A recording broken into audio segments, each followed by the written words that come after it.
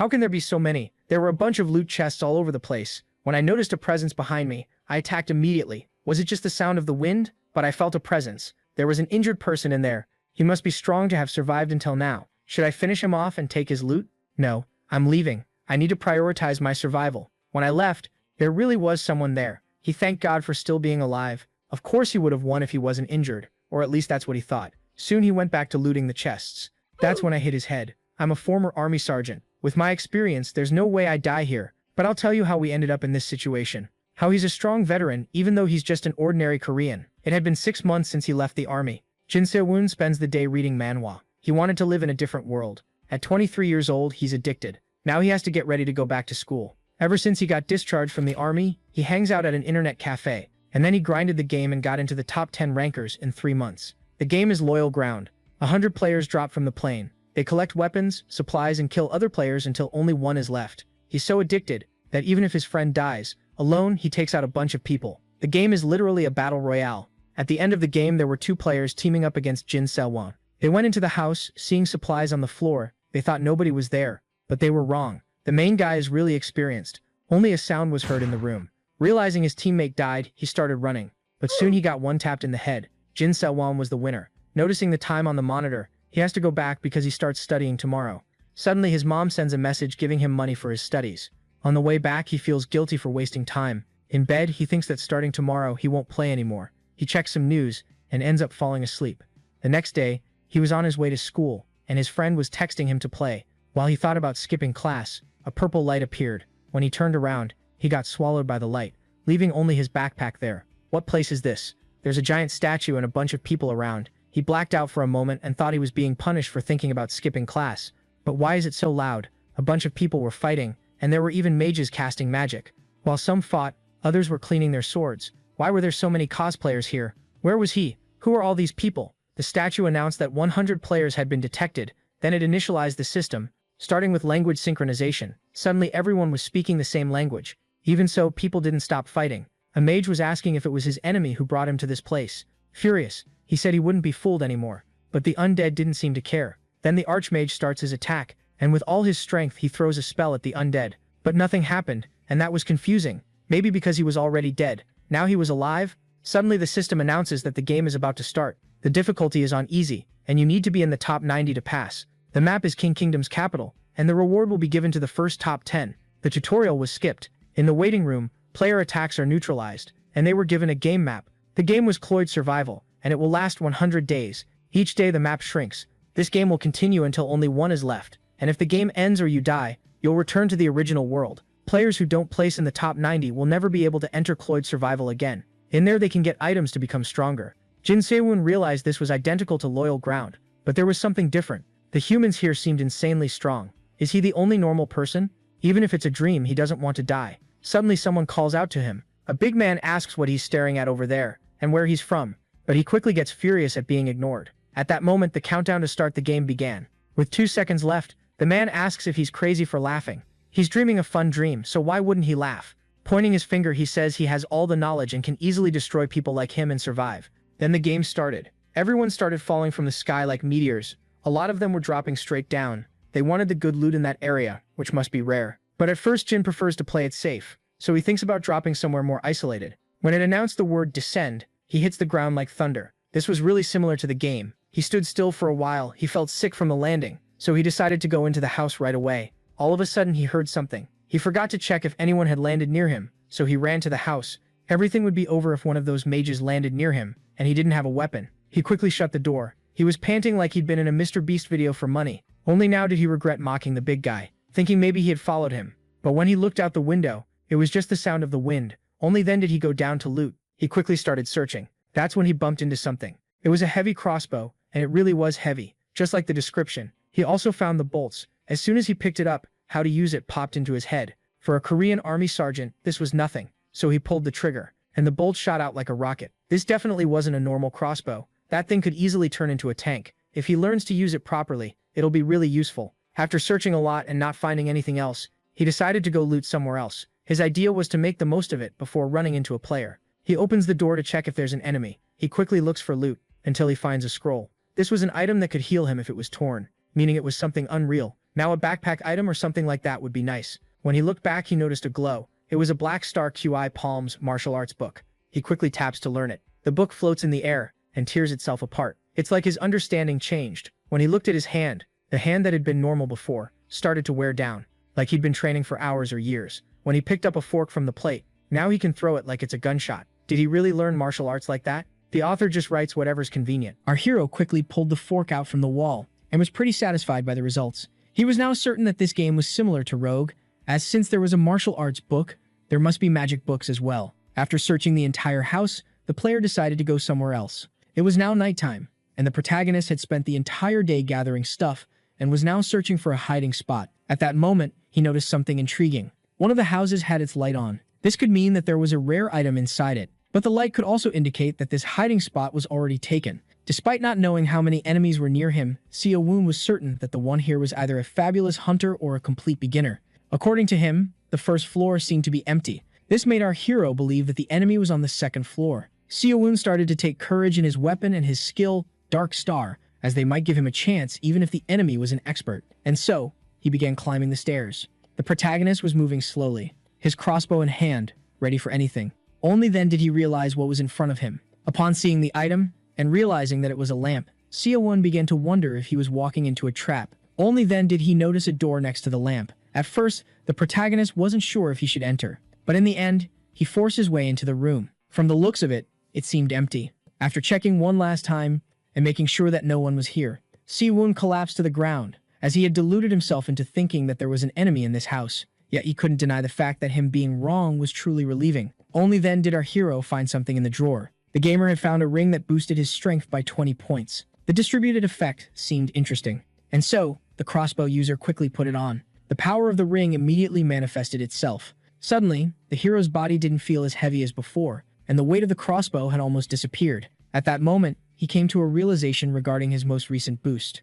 And so, in order to make sure, he opened his status window. The stats of the young man weren't impressive, yet upon learning the martial arts skill, the game classified him as a martial artist. Seo Woon was pretty happy with the items that he had acquired, as he descended on this land with practically nothing. Now free, he decided to scavenge the first floor. Shortly after, he came across a storage item. This was the second ring that the protagonist had found in this house. The user needed to hold the item in hand and think subspace, and press the ring or think about it in order to open the storage. It was then revealed that the inventory of the subspace ring had limited storage. With that, our protagonist immediately summoned the subspace. This odd ring was rather convenient, as it spared the main character from carrying all of his stuff. He even began wishing for something similar to this ring to exist on Earth. Jin Xiaowen started to think about the life that he would have on Earth if he were able to return with the skills and items that he would have acquired from the game. He then began to search for a kill log in order to see if anyone had been eliminated yet. Our hero quickly found it. Seeing how there were now 99 players left, he decided to keep on farming until 90 survivors remained.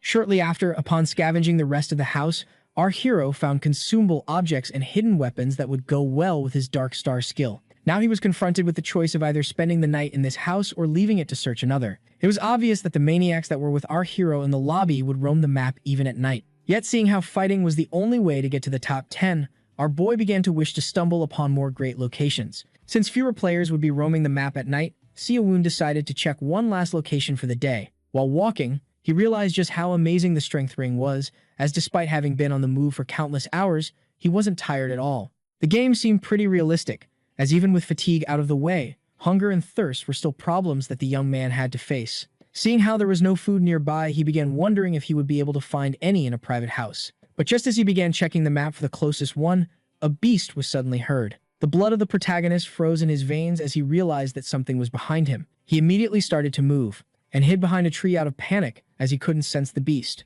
Upon taking a look at the monster, he realized that the appearance of the creature was familiar. The monster that had now found our protagonist was a werewolf. Panic invaded the mind of Seo Woon as he started to run away while the beast tried to kill him. Its claws were so powerful that they easily tore through a tree. The two beasts seemed to be working together. This game that was supposedly a fight between players turned out to have monsters inside. Seo Woon would have never exited the house if he was aware that such creatures exist on the map. As he used to be in the top 10 of Rogue, the protagonist began to think that he would become a disappointment if he met his end like that. Only then did he spot a house ahead. Seo Woon ran as fast as possible, and just like that, our hero finally hid inside the house. But, with misfortune, the beasts had followed him there. Now in a pickle, he tried to come up with a plan of action. Seo Woon decided to take a quick peek outside. Upon seeing the monsters relying on their noses so much, he realized that they must be tracking his scent. So he decided to attack first, thinking that it would bring him victory, and thus, he pointed his crossbow at the wolves. After aiming his arrow carefully,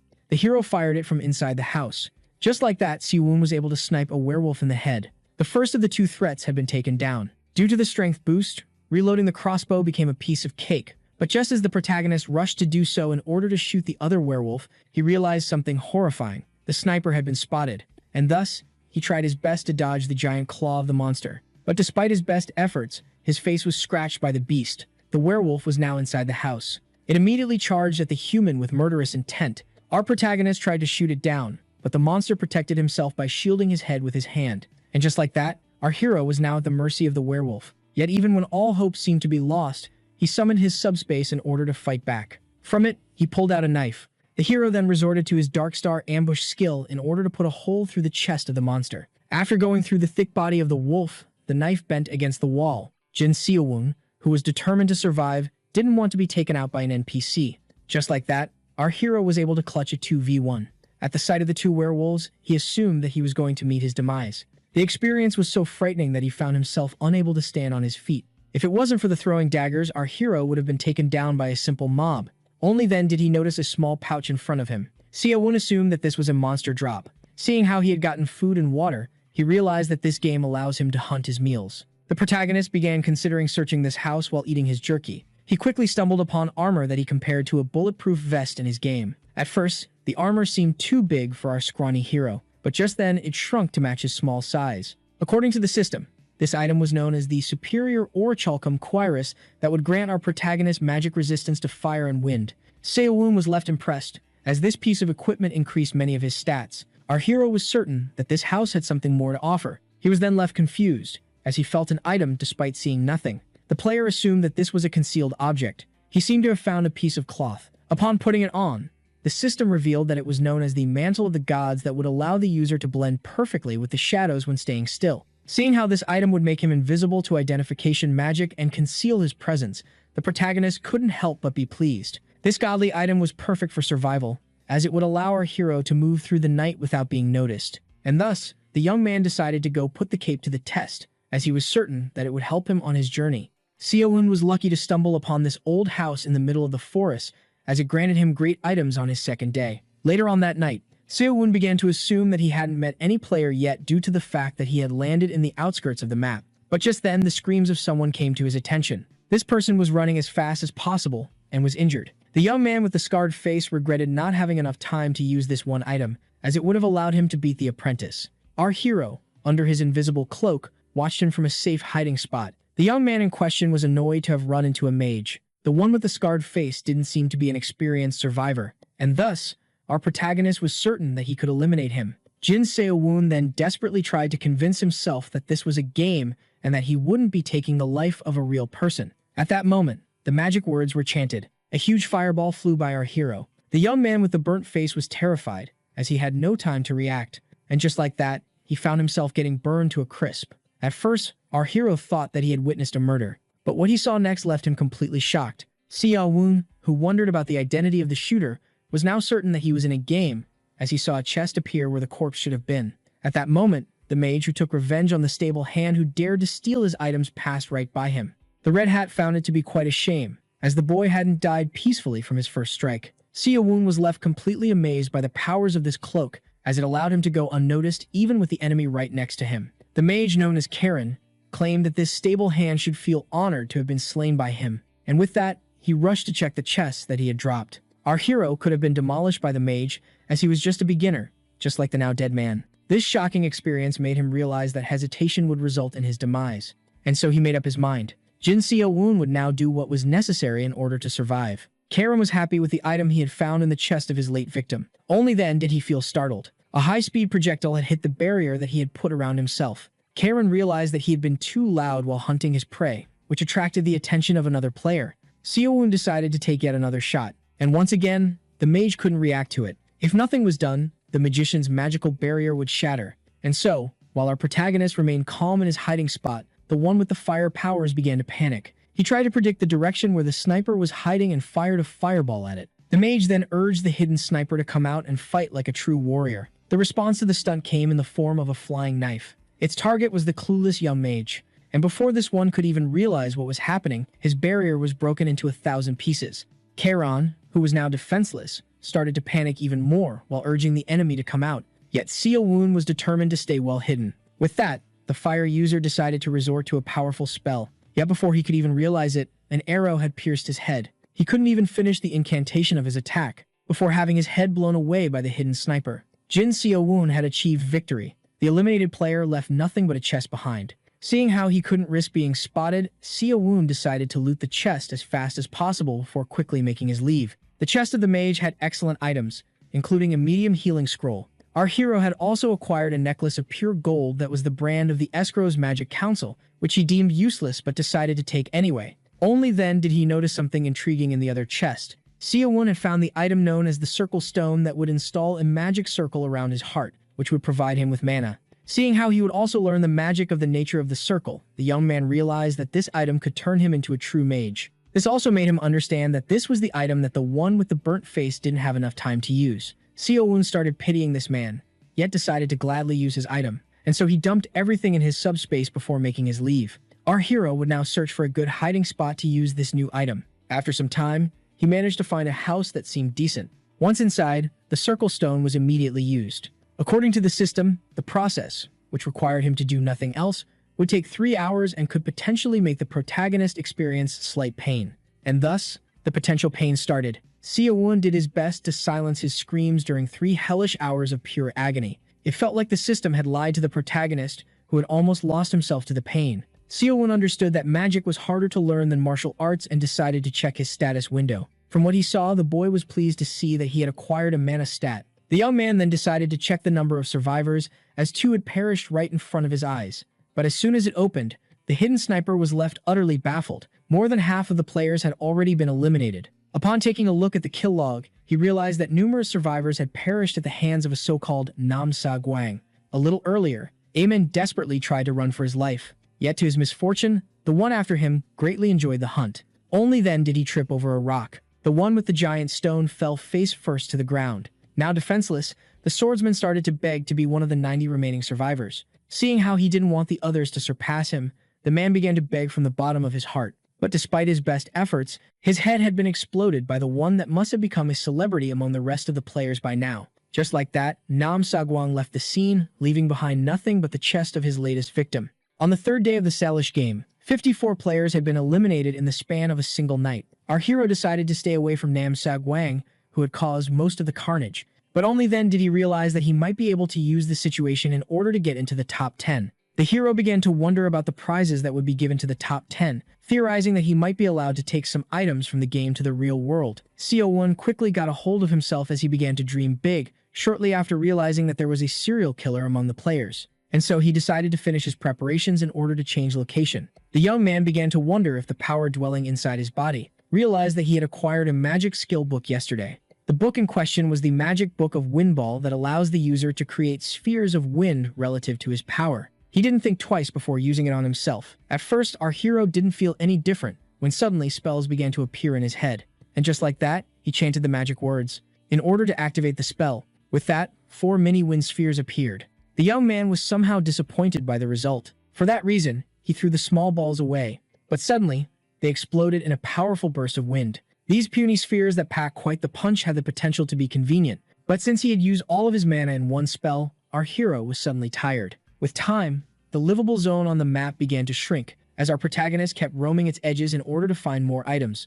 Seo-woon began to think that he wouldn't find many players, as their number had greatly decreased, and he wanted to farm as fast as possible before the area got smaller. But little did he know someone was watching him from above, observing every detail of the young man's journey. The old one was left quite intrigued, and so he decided to keep on moving. After half a day, our hero arrived at another set of houses, but what he saw there left him quite speechless. The many chests lying around meant that a carnage had happened in this very place. The instincts of the young man then noticed something horrifying, and so he resorted to his magic powers in order to strike the nearby door with his windball explosives. At first, our hero tried to shake the feeling off. He thought that there was an enemy nearby, but only then did he notice something intriguing. Upon looking inside the house, He realized that it was tainted with blood. This must mean that it sheltered a wounded player. Seo-woon feared that the enemy was skilled, as he had survived this long in the game, yet was tempted to take him out for the items, seeing how he was injured. But in the end, he quickly turned around and left the scene, seeing how survival was his main priority.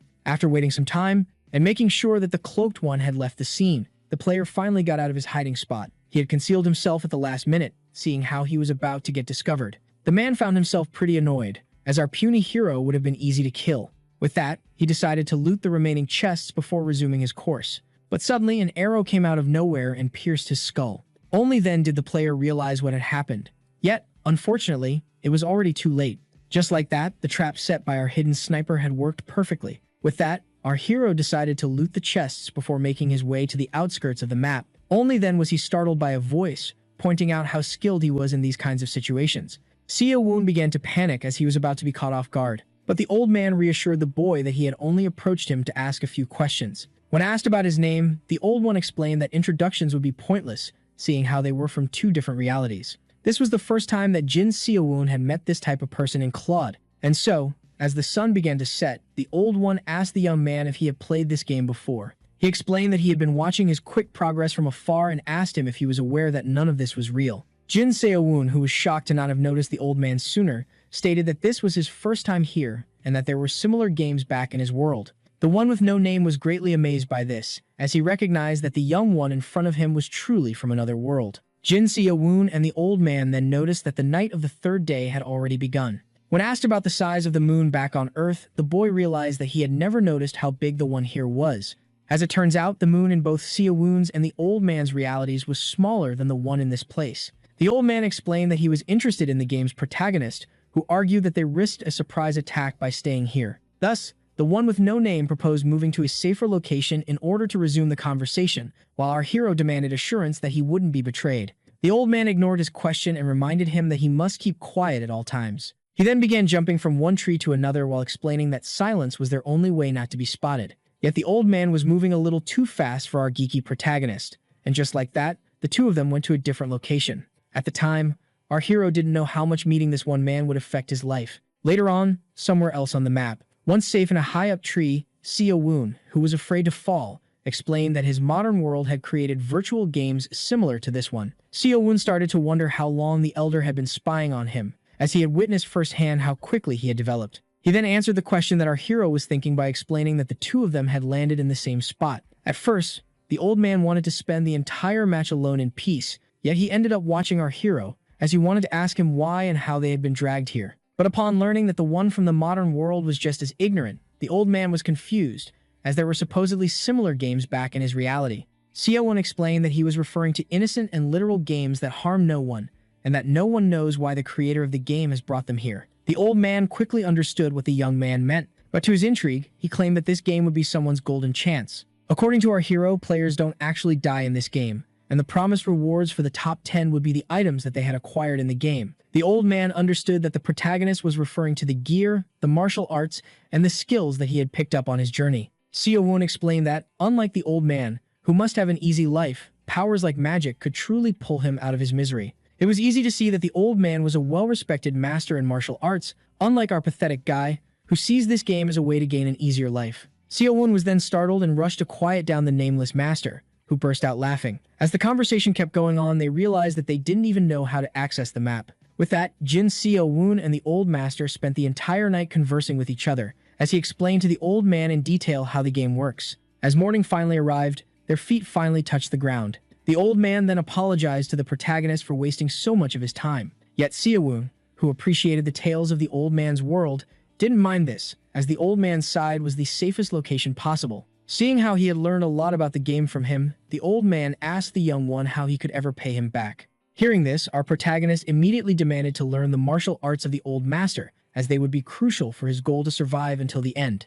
After thinking about it for a brief instant, the expert martial artist shocked the beginner by claiming that this would be complicated. According to the old man, Seo-woon must brace himself to meet his unavoidable demise. And thus, the master asked the young warrior if he was truly prepared to take such a huge risk. According to the old man, the cheat codes that would allow him to succeed quickly would come at a heavy price. And so, as he asked the young man if he was ready, Seo-woon reminded him that in this game, real death doesn't exist. In that case, the method might be possible, leaving our protagonist excited. Siwon became excited as the old man explained that there might be some hope for him. With that, the master decided to check how much inner energy his pupil had, but what he found left him utterly shocked. The boy was so weak that even the old man's dog had more energy than him, seeing how Siwon was from a magicless reality after all. With that, the student was instructed to sit cross-legged. Everything had now been set. The old man explained that the young one would now experience horrifying pain, and that he wouldn't be able to react to it. According to him, failure to endure the agony would result in death. The senses of the protagonist had been greatly sharpened to the point where the air felt like knives on his skin and lava in his lungs. At that moment, something odd began to happen as our hero was struck with a sudden sensation. Siwon started to scream in pain and agony. This experience was so intense that the young man thought that he was about to meet his demise. But only then did it happen. As he plunged into the sensation even further with his enhanced senses, he suddenly saw himself as well as the master. Despite the internal screams, to the outside the player seemed perfectly still. And just like that, the experience ended. After this horrifying experience, the stomach of our hero had been greatly upset. The old man explained to the Warfang hero that the fact that he had survived this method meant that he had potential to grow. Things would now be different, as the old one had changed the flow of chi inside the young man. The master then pointed out how his student wanted to gain strength quickly, and had used a fragment of his own soul in order to create an absorption gate. Normally, human beings should only be able to absorb chi by breathing, yet this new gate would make things different for our protagonist. According to the old man, the flesh,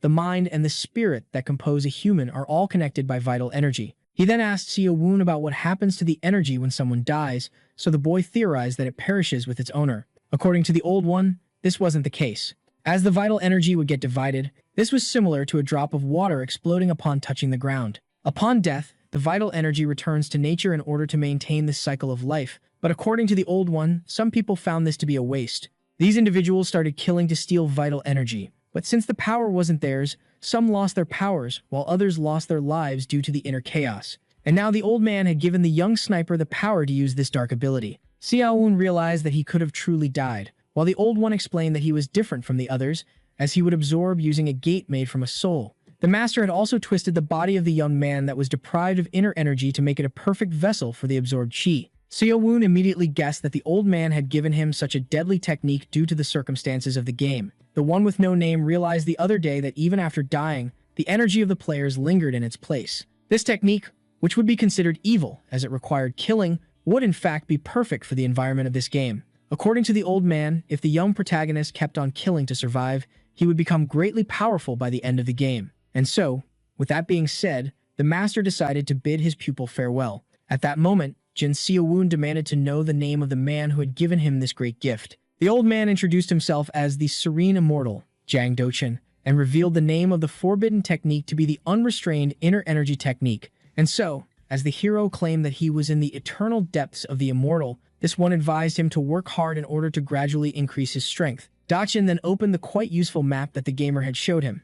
In the end, the old man affirmed to the young one that he would look forward to their next meeting. And just like that, the immortal went on his way. It wasn't a surprise for the hidden sniper to see the master quickly disappear. This made him wish for a technique that would allow him to move his body more easily. With that being said, Siwon decided to focus on the game and head to the outskirts of the permitted zone. Due to his incredible speed, the master made the young man and himself each the center in an instant. But now on his own, the young man had to walk for half a day to return to the outskirts of this incredibly wide map. The player then spotted a house with a light in it. This could either mean that this place was completely empty or sheltering a complete noob with no experience. Even so, Siwon charged ahead as he was determined to conquer this house. Our hero quietly entered the place. He did his best to sneak around without making a sound. And just like that, the relieved protagonist extinguished the lantern's light. And yet, he couldn't help but be disappointed. Despite being safe, this house only had some food and a small healing scroll to offer. Siwon then quickly realized that he couldn't rest last night as he had spent it conversing with the master.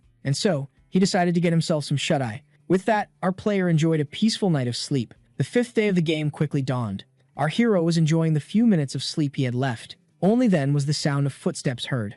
The one sleeping woke up startled upon hearing a voice in the house. An enemy had now reached his hiding spot. Siwon, who was groggy because he had overslept, rushed to grab his crossbow. At that moment, the warrior opened the door, aiming to rest in the house, only to then find something alarming. Upon opening the door, the warrior saw a crossbow pointed at him. The young man quickly took the shot, but the samurai was quick and managed to cut the arrow just in time. Seeing that this house was already inhabited greatly annoyed the warrior. At that moment, our hero attacked him with his throwing knives. The samurai, who kept on charging ahead despite the damage, criticized his opponent for daring to use concealed weapons. Only then was he grabbed by the head. The man was then savagely slammed into the ground. Seo-woon then quickly kicked the sword out of his hand. Our hero was particularly irritated, as his beautiful dream had been interrupted by the one that was now begging for his life. The warrior relinquished all of his belongings to the protagonist and began to complain about how hard surviving was. But the young sniper couldn't care less as he mercilessly stabbed the samurai in the head. And just like that, the warrior known as Shio Long met his end at the hands of Jin Seo-woon, who was also struggling to survive the game. After his most recent murder, our hero noticed something intriguing, as the chest left behind by the samurai had some sort of green aura around it. The protagonist quickly recognized this as the energy that the master was referring to. Even the blood on his fingers reeked of this energy. Our hero was now in contact with the so-called chi.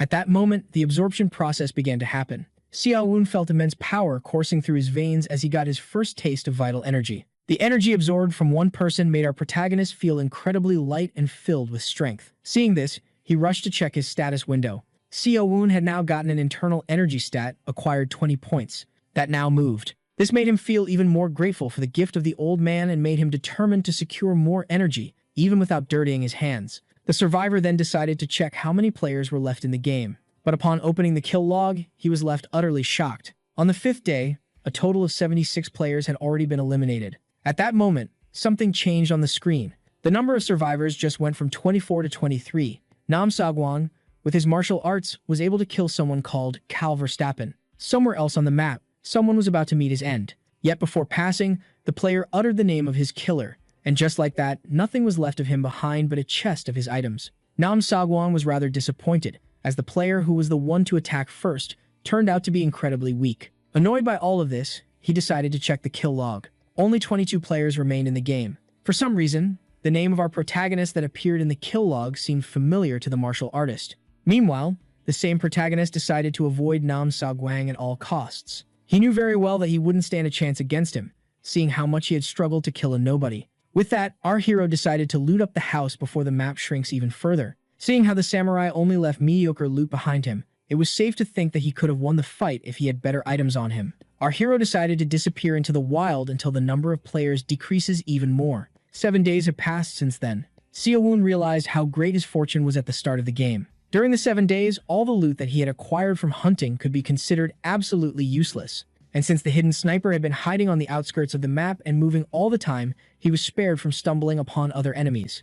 On day 12 of the game, Seo-woon was getting tired of continuously eating jerky. Now, in front of a bear, he began to think about how there were only 20 players left in the game. As soon as he got his hand out of the barrier, he felt as if it was paralyzed. The hero, who would be frozen outside of the zone, started to think about how all the remaining players were being cautious and how the madman was the only one killing. At that moment, the young man noticed something intriguing. Upon seeing the huge, small cloud forming above a nearby area, Seo-woon deduced that there was a big fight going on. The madman was almost out of breath. A bunch of powerful players had united all together in order to find and take down Nam Sagwang. The player found it rather pathetic for all of them to gang up on a single child like him, but was happy as they spared him the effort of hunting them down. Nam Sagwang then asked the ones who were after his life if they had braced themselves for death before coming here. And just like that, the boy jumped into the air. At first, the players assumed that their target was trying to escape. But just then, the boy grabbed one of their skulls and popped it with great ease like a balloon. This left everyone else incredibly horrified. Nam Sagwang then decided to take down a second player. In the blink of an eye, the madman started to tear his way through the countless players. This battle couldn't be classified as a fight. In fact, one could even describe it as a total massacre, seeing how the players were getting butchered left and right. The kill log made it obvious that if nothing was done, Nam Sagwang would become the undisputed champion of this game. Meanwhile, our shocked protagonist watched in horror as the madman started to add more and more names to his KDA.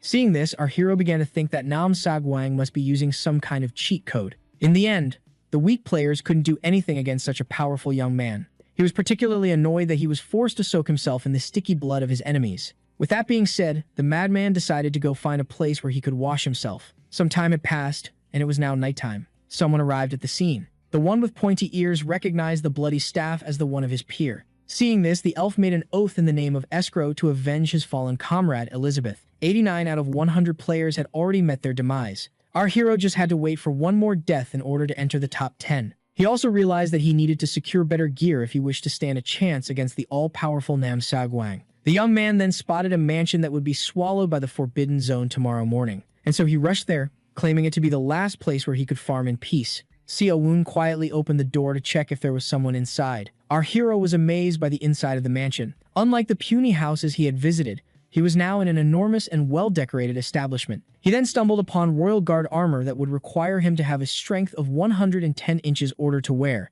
Seo Woon, who had a pathetic strength of 30, had no choice but to leave the powerful item behind. As he kept on searching the mansion, he noticed another interesting item. Our hero had acquired an elixir of insight that would allow him to increase his inner energy and had a reset time of 3 hours. This item left our hero amazed and made him wonder if this mansion was only filled with incredible things to loot. He even found a martial arts book titled Secrets of the Unbreakable Fist. And just as our marksman began to think that these items would require him to hide somewhere like the Circle Stone, he suddenly stepped upon something hollow. Seo Woon was left intrigued. He had now found the entrance to the Dimensions warehouse, but just as he was about to enter, a huge explosion suddenly occurred. And before our protagonist could even realize what was happening, he instinctively threw himself out of the window. Our hero had a hard time following what was happening, yet he did manage to escape, getting blown into the bushes at the last second. And just like that, Seo Woon fell into a bush near the mansion. This was rather confusing, as Seo Woon had made sure that no one was tracking him. Only then did he see something that caught his attention.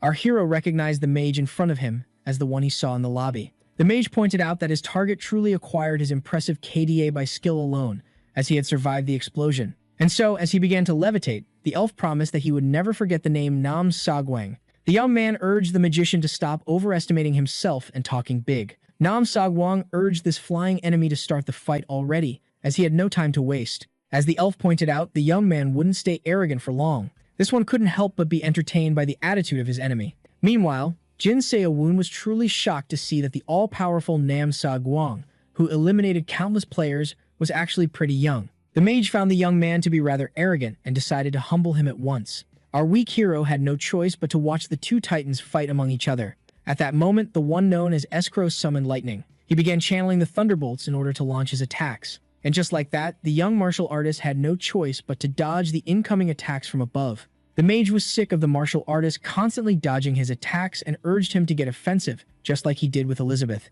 It was the first time in his life that the talented young man had stumbled upon someone as powerful as the elf. The mage found himself greatly irritated by the young man who kept on dodging his attacks, and so he decided to resort to one of his special moves in order to end the fight quickly. Just like that, a lightning storm was unleashed upon the martial artist. Nam Sagwang sensed that a single one of these thunderbolts could take him out of the game. Even so, he remained calm and tried his best to dodge all incoming attacks. With that being said, the fighter jumped as high as possible. The mage was left startled, as, despite levitating high into the air, Nam Sagwang managed to close the distance between them. With that being said, the young martial artist braced himself to deliver the finishing blow. The mage affirmed that his strength alone couldn't possibly break his magic barrier, before slashing the young man in half using his staff.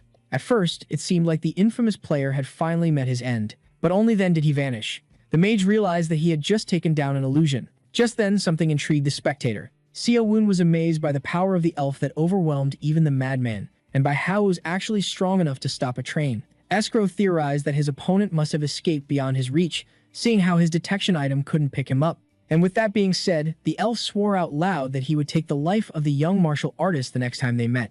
Meanwhile, the young man in question tried his best to run for his life. For their next encounter, Nam Sagwang was determined not to let himself get caught by surprise like today and finally end the life of the mage. Yet the current priority of the young martial artist was to flee in order to rest. After the fight, the mage returned to the ground and began to quietly observe the area, yet he failed to spot our hero due to his magic cloak. Siduin then theorized that neither the mage nor the powerful martial artist would return to the fight scene anytime soon. And just like that, he was able to locate what he was looking for. Now, in front of the entrance of the warehouse, Seo Woon began to fantasize that it was filled with important items and great treasures. From the looks of it, the stairs went down. Yet, seeing how no one seemed to have explored this warehouse yet, our hero decided to be the first to enter. The lamp that he had stolen from one of the houses turned out to be pretty useful, and so, upon reaching the end of the stairs, he hung it up. Seo Woon had now reached a food storage area. This left him particularly disappointed, as he had hoped to find some items, only to stumble upon food. His growing stomach, which had been filled with disgusting jerky until now, wasn't that disappointed. And so, after an hour, our hero finally finished his meal. The Korean young man would have liked to have some rice with this meal, yet he couldn't afford to be picky. With that, being satisfied, he took a look at the book of martial arts that he had acquired. Seeing how this book talked about an extinct martial art that was created by a ridiculed man who wanted to perfect the art of the fist, Seo-woon was rather disappointed. But just like the food, the survivor couldn't afford to be picky with his skills. After giving it some thought, the protagonist decided to consume the elixir before trying to test his new martial art. At first, the young man was hesitant, as his first experience with the circle stone was truly painful, but his obsession with strength made him drink the elixir at once. And just like that, the process began. Seo-woon could feel mana surging into his body, yet deemed it far too little compared to the energy that he had absorbed earlier. Due to the power of the elixir, Seo-woon lost the ability to move his body for 3 hours. And after a long wait, he finally gained control over his own flesh. The sniper, who had to wait for 3 hours, found himself exhausted. The one who hid in the forest for 7 days was grateful to have survived the fight between the mad martial artist and the great mage. And with that being said, our hero finally went to sleep. Just like that, the long day finally ended. It was now day 13. As soon as the morning dawned, our hero opened the trapdoor of the warehouse. He wasn't surprised to see himself next to the forbidden area and decided to check the kill log. Now only 10 survivors remained in the game. But at that moment, the young man noticed something intriguing. According to the system, the kind old man from before had taken his own life. Seo-woon theorized that his master, knowing that death doesn't exist in this realm, must have tried some insane training method. Our hero found this to be the only logical explanation and was disappointed by the fact that he only entered the top 10 due to the death of the immortal. His cloak was then caught in the restricted area. Seeing how the map was getting smaller, our hero decided to move at once before getting swallowed by the forbidden zone. And with that being said, the survivor resumed his course. Seo-woon was planning on evading fights as much as possible. For someone as weak as him, this would be the safest way to climb the leaderboard. When suddenly, our hero felt something incoming. Seo-woon dodged the all-powerful attack at the last second. This huge fireball had almost caught him off guard. Only one person came to his mind, seeing how he was attacked with magic. And as it turns out, what he feared was true. The human was now in front of Seo-woon, the great mage. The elf was somehow disappointed, as his item detection didn't locate the mad martial artist, but a nameless marksman. Seo-woon was at fault, as he had been so captivated by his newfound speed after absorbing energy that he forgot to be vigilant. The elf then asked the human if he knew about the whereabouts of Nam Sagwang. The mage stated that the marksman would be terminated if he failed to answer his question. But little did he know, his target was closer than anticipated. The mage explained to the young man that he would only spare his life if he told him the whereabouts of his target, but our nameless marksman affirmed that he couldn't possibly know the location of the mad martial artist. Only then did the young man see something shocking. Just as the elf was about to terminate him, something came at him from above. And just like that, the young man clashed with the magic barrier of the great mage. Escrow had been caught by surprise. Nam Sagwang, who had made a full recovery, pointed out how the mage must be running out of mana. Our protagonist was shocked to see the genius martial artist appear out of nowhere. With that being said, Nam Sagwang decided to terminate his target, and just like that, his punch shattered the magic barrier. Escrow mocked the strength of the martial artist and explained that such attacks couldn't possibly harm him. When all of a sudden, he started to bleed. Nam Sagwang asked the elf if he was familiar with Gangi. Among those arts was one named Sugeng, and one of the few people who had mastered it was shocked to see himself forced to resort to it. Nam Sagwang explained that Escrow should be honored to be the first player to suffer this technique. And just like that, the vocal cords of the one with the pointy ears were ripped off. Now unable to speak, the great mage wouldn't be able to chant his spells. According to the little beast, the elf could have easily been one of the strongest survivors in the game if he hadn't messed with him. It was a miracle for our weak protagonist to see Nam Sagwang ambush the mage, and so he decided to escape at once while the monsters were occupied with each other. Even so, Seo-woon was unable to avert his eyes from the fight. At that moment, the great mage was stabbed in the gut. It was safe to say that he was now at the complete mercy of the beyond martial artist. Watching the untouchable great mage get humiliated by the martial artist was a captivating spectacle. But upon seeing it, only one thought ran through the mind of our protagonist, numbing all other emotions. Jin Seo-woon began to wonder how much his own strength would grow if he absorbed the life energy of these two titans. His hunger and obsession with strength were now getting the best of him. Nam Sagwang began to mock the proud elf for being defeated like this and laugh at him for not even being able to speak his last words. Escrow, who was missing a throat, was truly unable to speak, yet he told the martial artist about his favorite disciple, Elizabeth, whom he had killed by telepathy. According to the mage, Elizabeth, who was his favorite student, was rejected by society and university alike because of her gender. But as the elf rambled on about his regrets, Nam Sagwang claimed that she must have been dressed like a man, as he didn't recall killing a girl. With that being said, everything was set in place to finally take down the martial artist. This one failed to understand what the man on the ring of death tried to say. But our protagonist immediately noticed something wrong. Seo-woon looked up to the sky. An orange light lit up the blue above. From the heavens, a meteor descended on the map. According to the young martial artist, this should have been impossible, as he had taken the mage's ability to chant spells. So Escrow revealed how, as a great mage, he could sacrifice his mana and life force in order to cast Armageddon, the final spell.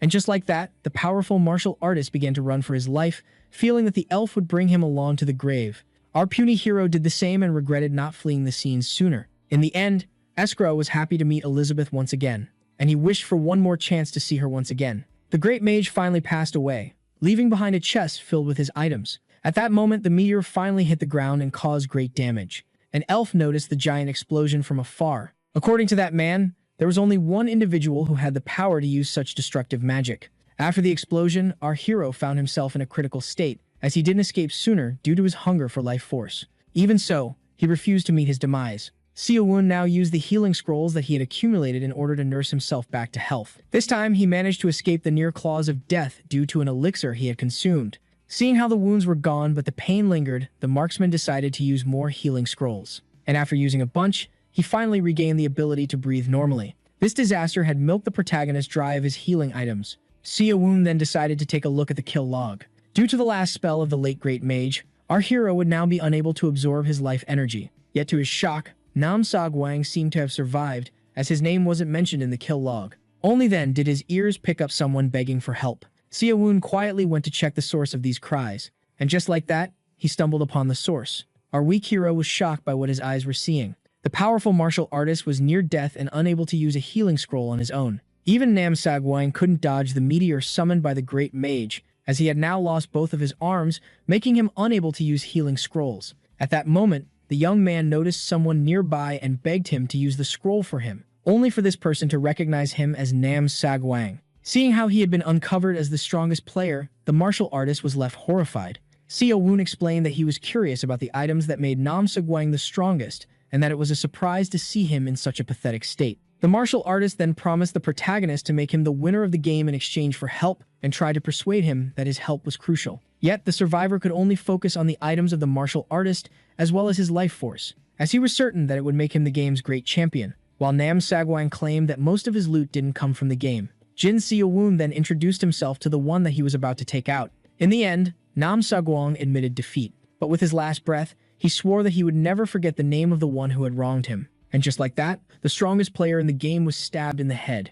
Our hero felt weird, as he had just slain someone who looked quite young. At that moment, the process began to happen. His body started to drink in the life energy. The marksman was completely amazed by how much there was. Nam Sagwang must have been loaded with life energy, as the protagonist found himself filled with incredible chi. At that moment, the kill log was updated. All were notified that only 8 survivors remained in the game, and that Nam Sagwang had met his end at the hands of Jin Seo-woon. The archer quickly realized that since the cat was now gone, the mice would finally come out to play. Upon absorbing the insane amount of life energy, Seo-woon couldn't help but think of himself as invincible. Our hero then noticed the chest of his latest victim nearby. Seeing how much internal energy he had received, the protagonist was certain that the chest contained sweet loot, and upon opening it, he wasn't disappointed at all. In fact, our hero found himself quite pleased. Seo-woon had acquired a bunch of rings that increased his agility, strength, stamina, as well as his magic resistance. With that, you couldn't help but find the mad martial artist quite the liar,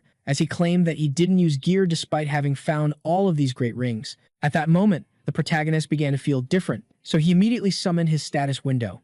Seo-woon was happy to see that all of his stats had grown a lot, with magic resistance even reaching 90. And with that, our hero was now certain that he would become the champion of the game. The chest also contained numerous martial arts books that the protagonist couldn't learn, as there must be a condition to meet before doing so. At that moment, something caught the attention of the now powerful marksman. It came to his attention that an enemy was now getting closer. But just then, someone unleashed a fire spell upon him. Jin Seo-woon was hit head-on with a powerful fire blast. The spellcaster criticized him for dropping his guard while collecting items. He even claimed that Seo-woon must be really lucky, as someone who would fall for such a surprise attack had a very low chance of taking out Nam Sagwang. But to the mage's utmost shock, his target remained standing even after getting hit by his flames. Due to his 90 points of magic resistance, the marksman became so strong that such spells weren't even able to scratch him any longer. And with that being said, he started to make his move. Now being approached at walking speed, the mage began to panic and threaten to unleash an even more powerful spell. With that, the mage began to channel his magic in order to unleash a powerful attack. Yet, according to our protagonist, this would be pointless, and just like that, the marksman kept on walking even after taking a huge explosion of fire. Now came the time to launch the counterattack. Seo-woon decided to use his first martial art. In order to strike the opponent, he went with his straight suffering fist. The strike was so strong that the opponent started to cough blood before getting blasted into a nearby tree. Upon seeing how much his firepower had increased, the shocked young man understood that the output strength of martial arts greatly relied on internal energy. And with that being said, and just from a single strike, the number of survivors was lowered by 1. As he absorbed the energy of his latest victim, Seo-woon began to think of how his magic resistance of 90 must be protecting him from intermediate spells. Seeing how the genius martial artist was eliminated, all the remaining survivors would now show themselves. With that, it didn't take our hero long to realize that he had a hard night ahead of him, and with that being said, he began to move again. With his new upgrades, Jin Seo-woon had acquired a speed similar to the old man to whom he owed a huge debt of gratitude. After being on the move for 60 minutes,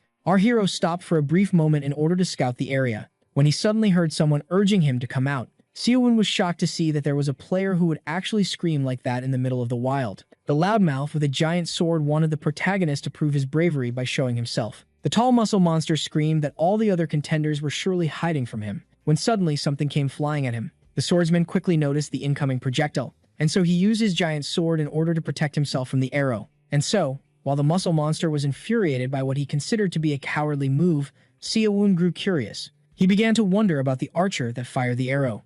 According to the swordsman, there was only one marksman that could shoot an arrow after infusing it with an incredibly large amount of aura. The marksman in question bears the name of Jurokwana. The man was intrigued to see that the swordsman knew about him. This made the muscle monster reveal to Jurokwana that he and the rest of the mercenaries considered him a legendary divine archer. The bodybuilder then offered the archer to team up in order to win the competition, starting by eliminating Jin Seo-woon. With that, the one with pointy ears landed on the ground. The mercenary immediately introduced himself as Stanko. He then promised the archer that he would be pleased with him, as he was quite famous in his guild. The elf responded with a single word. Stanko couldn't help but find the so-called divine archer to be rather stupid. Jurokwana was then left quite intrigued, as he seemed to have miscalculated his timing. The mercenary then affirmed that it was a lethal mistake for a marksman to close the distance. It didn't take Stanko long to break his alliance with the legendary archer and betray him. And with that being said, he swung his blade in order to take out the archer. But little did he know something was flying towards him at high speed. Just like that, an arrow from behind penetrated the skull of the giant mercenary. Jurokwana found it rather laughable that Stanko would think that he would actually agree to team up with him. The one that lost a lot of time then decided to focus on locating his top priority, which was our protagonist. The same protagonist who rushed to steal the vitality of the dropped chest, as only 6 people remained in the game. He then became quite annoyed that the energy wasn't getting absorbed any faster. At that moment, the marksman suddenly turned around. Seo-woon froze in place. As the gaze of the enemy suddenly became fixated, our hero began to panic, thinking that the elf managed to spot him despite his invisible cloak. He started to think that the enemy might have some sort of hidden ability and blamed himself for carelessly rushing to absorb the life energy without thinking about it. In the end, Jurokwana decided not to bother with the loot of Stanko, seeing how weak he was. And so, thinking that the items inside the chest would just be dead weight, the legendary archer finally took his leave. This relieved Seo-woon, who was on edge, and he fell to the ground. He was surprised by how good the instincts of the archer were. The name of this man was now engraved in the memory of the protagonist. Jin Seo-woon had now found the next big bad that he would have to face. Shortly after, the map began to shrink even faster. The protagonist noticed this change. Despite the fact that there were 87 days left, Seo-woon assumed that since most players had now been eliminated, the shrinking rate must have increased. Only then did he stumble upon something tricky. Our hero was now in front of a wide open area. All players would immediately know his location if he happened to get into a fight in this tall grass.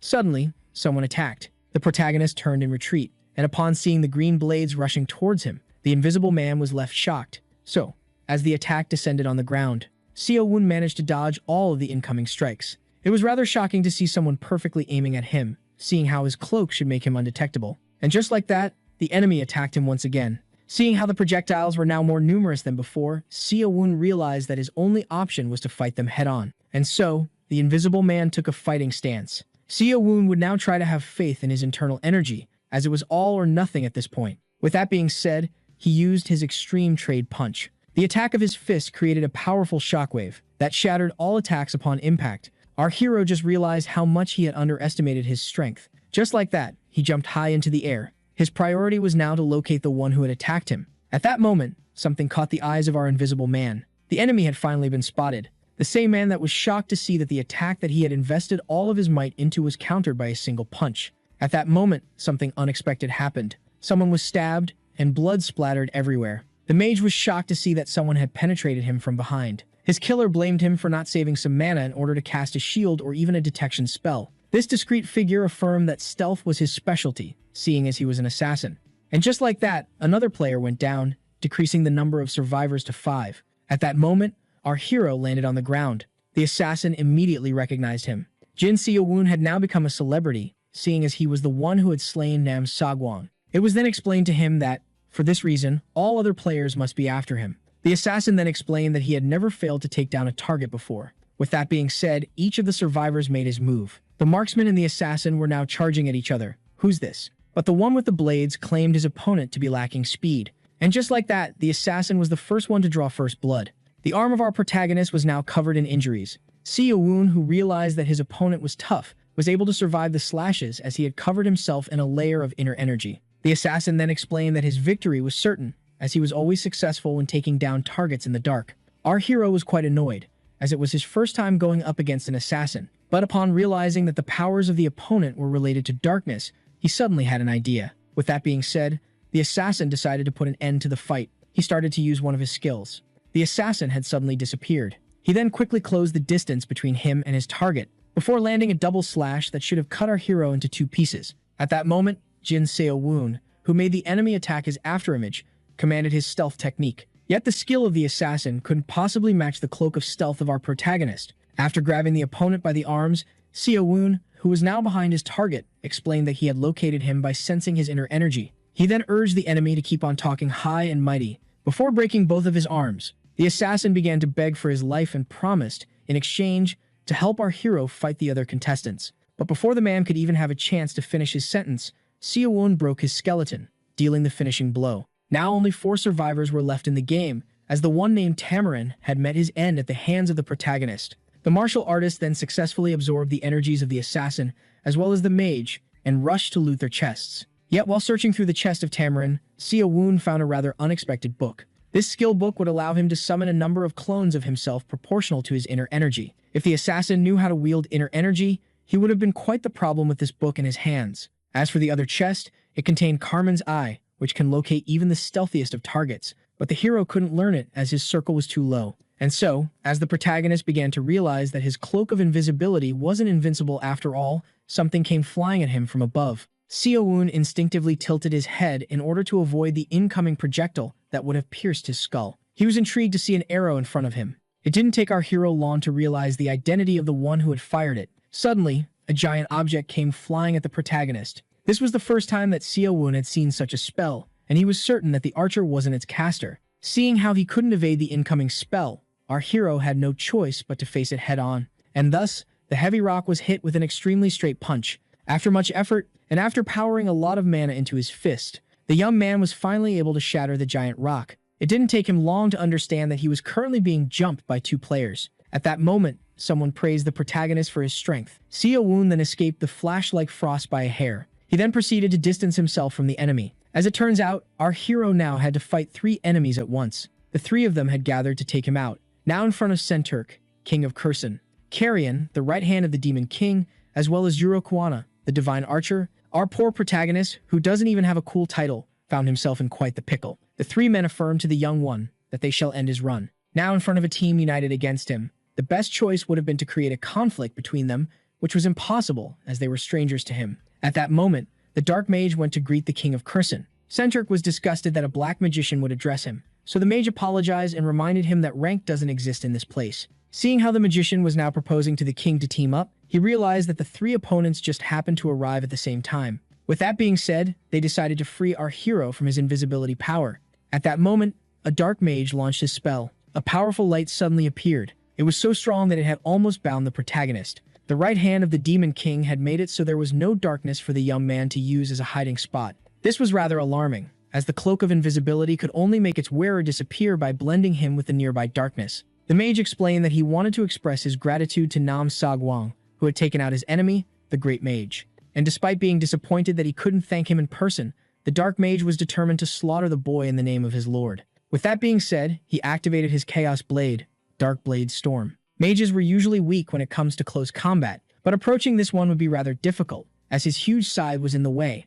So our hero decided to charge at him regardless. Carrion claimed the young martial artist to be foolish, as he then proceeded to attack him with his spell. Xiaowu needed to use his inner energy in order to shield himself from the damage as much as possible in order to get close and take down the mage. Our hero kept on suffering cut after cut. His cloak was now damaged and would only regain its power upon being repaired. This spell had placed him in a tough situation, as both his cloak and his energy shield were now getting destroyed. The Dark Mage was shocked to see that the young man, now suffering his spell, hadn't been turned to meat cubes by now. But from behind the countless slashes, the Severing Fist was suddenly activated. Only then did he step forward. Jin Sewun, who was covered in his own blood, charged at his opponent with a straight-cut fist. But the mage affirmed that the efforts of the young one were pointless as he used Chaos, Dead Man Hands, Touch of the Dead. Suddenly, the hands of corpses began to rise from the ground.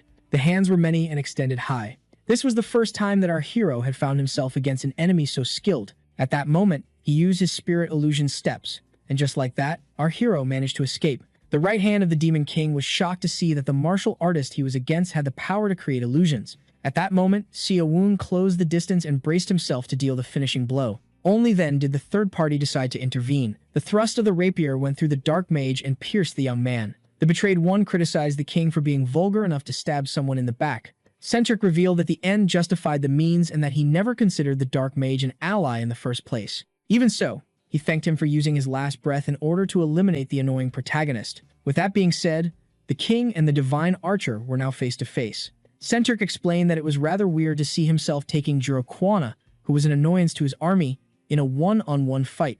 So the archer revealed to the royal that they weren't alone just yet. And before the one with the mustache could even realize what was happening, our protagonist punched him with extreme force in the skull. The blow was so powerful that it even blew a piece of the man's armor as it twisted his body. Just like that, the swordsman was blasted into a nearby mountain. Xiaowu then tried to catch his breath. Now face to face with our hero, Jiroquana explained that he must have dodged the king's attack by using an illusion. With that being said, Xiaowu urged him to stop talking and just get it on with the final fight. Jiroquana found it funny that everyone was in a rush and clarified to the young man that he still had a battle to finish. The king, who was still alive, found it rather annoying to be hit with a surprise attack. The monarch then praised the young man for escaping his blade and packing enough strength to shatter his fine armor. For some reason, our guy ripped off his shirt before asking his opponents if they would like to jump him or fight individually. Centric decided to stop holding back, and just like that, the giant man began to make his move. The earthling was shocked by the speed this one was demonstrating. In the blink of an eye, the rapier pierced the arm of our protagonist. Centric was confident that he was the fastest man in the game and explained that he had paralyzed the left hand of our hero, making him unable to use his technique. Xiaowu began to panic as his opponent, who seemed like a muscle beast, turned out to be a cardio monster that he couldn't even track using his inner energy. Even so, the young man refused to lose while so close to the top, and thus, he broke the enemy's rapier by using the internal energy that he had accumulated. The king was shocked to see that his weapon had been broken. The protagonist then quickly grabbed the shard of the sword that was left in his arm. He then used his throwing skill to launch it at high speed, but the king managed to evade death at the last second. Even so, the one with the mustache was particularly annoyed, seeing how his face had been wounded. Xiaowu then resorted to a healing scroll. The king found himself unable to overlook the determination of his opponent. For that reason, he used his aura blade from the sword in order to create a new weapon. Centric began to upload the skills of his young opponent, seeing how he had pushed him to use his aura blade. The arm of Jin Xiaowu had been fully healed. With that being said, our hero resorted to his spirit illusion steps. He used all of his power in order to create clones of himself. The swordsman found the tricks of the martial artist to be rather annoying. Both Jin Xiaowu and the king of Kursan were filled with a burning desire to achieve victory. Meanwhile, the third survivor watching from afar urged them to finish their fight already. The Divine Archer was starting to get bored while waiting for one of the two to win and come challenge him. The protagonist decided to not hold anything back against the king, the same king that asked him to stop running his mouth and start running his hands. Centric had to find a way to take down the protagonist in 2 minutes, as this was the duration of his blade. The young man realized that his end was near, seeing how his internal energy was almost emptied out. And with that being said, the giant speedster, as well as his shadow clone using opponent, charged at each other. The king tried to kill one of them with his rapier, only for the other to hit him in the back. The blonde one immediately struck the one who hit him from behind. But to his shock, he felt as if there was nothing on the other end of his blade. Seeing how it was a clone, Centric was determined to take down all illusions as well as their creator. When all of a sudden, he got punched in the face. One of the martial artists managed to land a sneaky hit on him once again. Seeing how this one had impact, he assumed that he was the real Seo-woon. Our hero then asked his opponent about his opinion regarding the punch. He also asked him to stop looking for the real him. According to the martial artist, his clones possessed the same firepower as him, making them almost identical to the real deal. At that moment, two of them descended upon the swordsman with a flying kick that he dodged at the last instant. The one with the mustache resorted to his piercing aura. This allowed him to slash the two clones with a single attack. Just like that, the copies were easily defeated. According to Centurk, the copies were all one tap. Only 5 Seo-woons remained. The king was now in a tough spot, as his aura blade would dissolve after 60 seconds. Meanwhile, the archer watched the fight with great interest. It was a surprise for him to see the king having such a hard time. At that moment, the king asked him for help and promised a huge reward in return once they returned to the realm. But the archer didn't even have enough time to warn the king, as our hero suddenly appeared right in front of him. He tried to take him out with a thrust, only for the martial artist to dodge. Seo-woon then attacked with his severing fist. The attack was quite powerful, and yet, the swordsman used the guard of his rapier in order to shield himself at the last minute. This was rather annoying for our hero. Centurk then rushed to stab the one in front of him, thinking that it was the main body. And just like that, the blood of the penetrated clone splattered everywhere. And so, now with a hole in his chest, the clone was defeated. The king was shocked that he had targeted a fake once again. This made him feel like he was being laughed at. Centurk was unable to stand this humiliation. At that moment, the enraged swordsman screamed that he didn't care about this game any longer, and that his only wish was to butcher Jin Seo-woon. This anger made the elf compare the king to the Emperor of Madness. The swordsman then dared the martial artist to try and dodge his attack. He then executed a powerful thrust that took out 2 copies at once.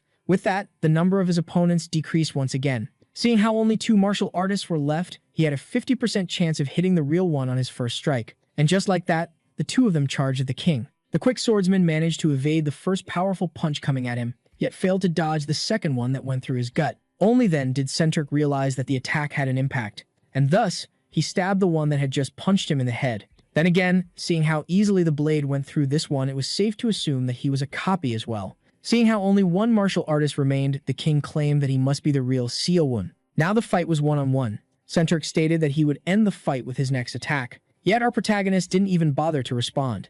And just like that, the 2 fighters charged at each other. Seo-woon quickly blocked the arm of the enemy with his kick. Centurk commended his young opponent, as he was pretty skilled in hand-to-hand combat. At that moment, he decided to deal the finishing blow by resorting to Aura Blade Lightning Storm.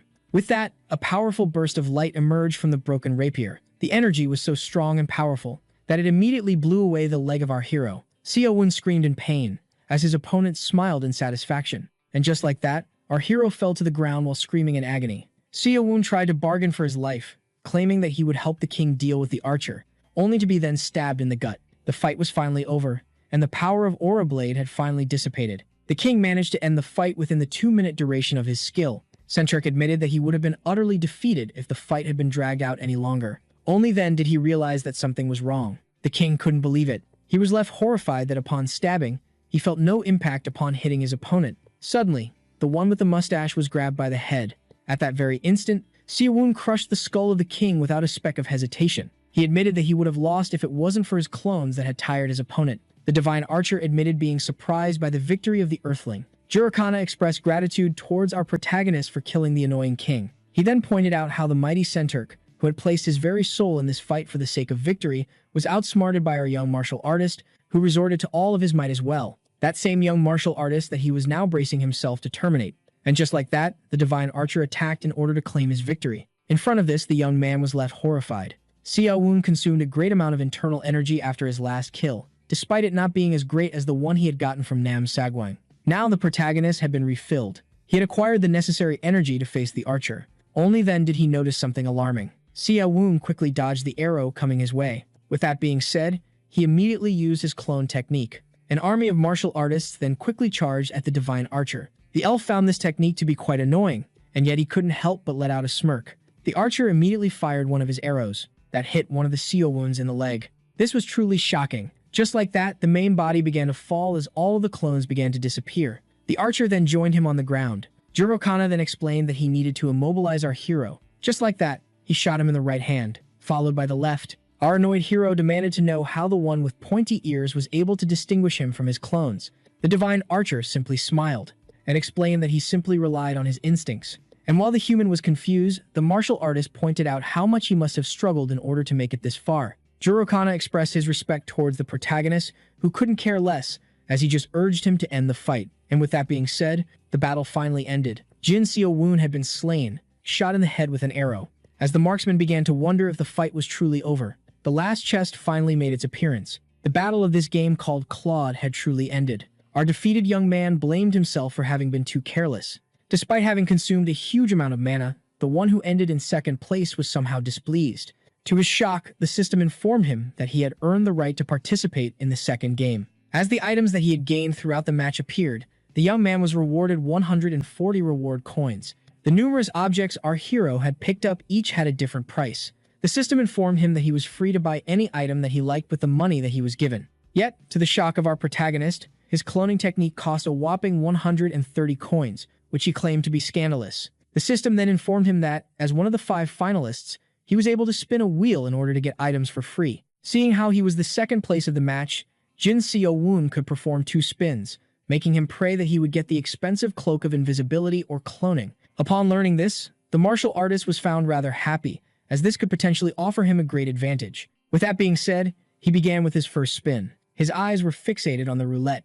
At that moment, he decided to stop the spin. Seo-woon found himself on his toes, waiting to see what he had gotten. The prize of our protagonist turned out to be the escrow's necklace. This left him quite frustrated, as the free roulette only gave him the cheapest item that he could buy. Yet he decided to remain hopeful, seeing how he had a second chance. With that, he began praying to every deity he could think of for good luck, before asking the wheel to stop. In the end, as his eyes were fixated on the screen, the heart of the protagonist began pounding heavily, eagerly waiting for the result. And in the end, he obtained his spirit illusion steps. This greatly overjoyed our hero. In the end, he was able to get the most expensive item in the shop for free. With that being said, the system decided to give the player the items that he had won. Now came the time to start shopping for the items that he had in the game. Getting the most expensive object for free saved the player a ton of money, and after wasting enough time in this space, he bought what he needed and finished his shopping. With that, everything was completed as the system wished the player good luck on the second game. The teleportation then began. Our hero found himself in a new location.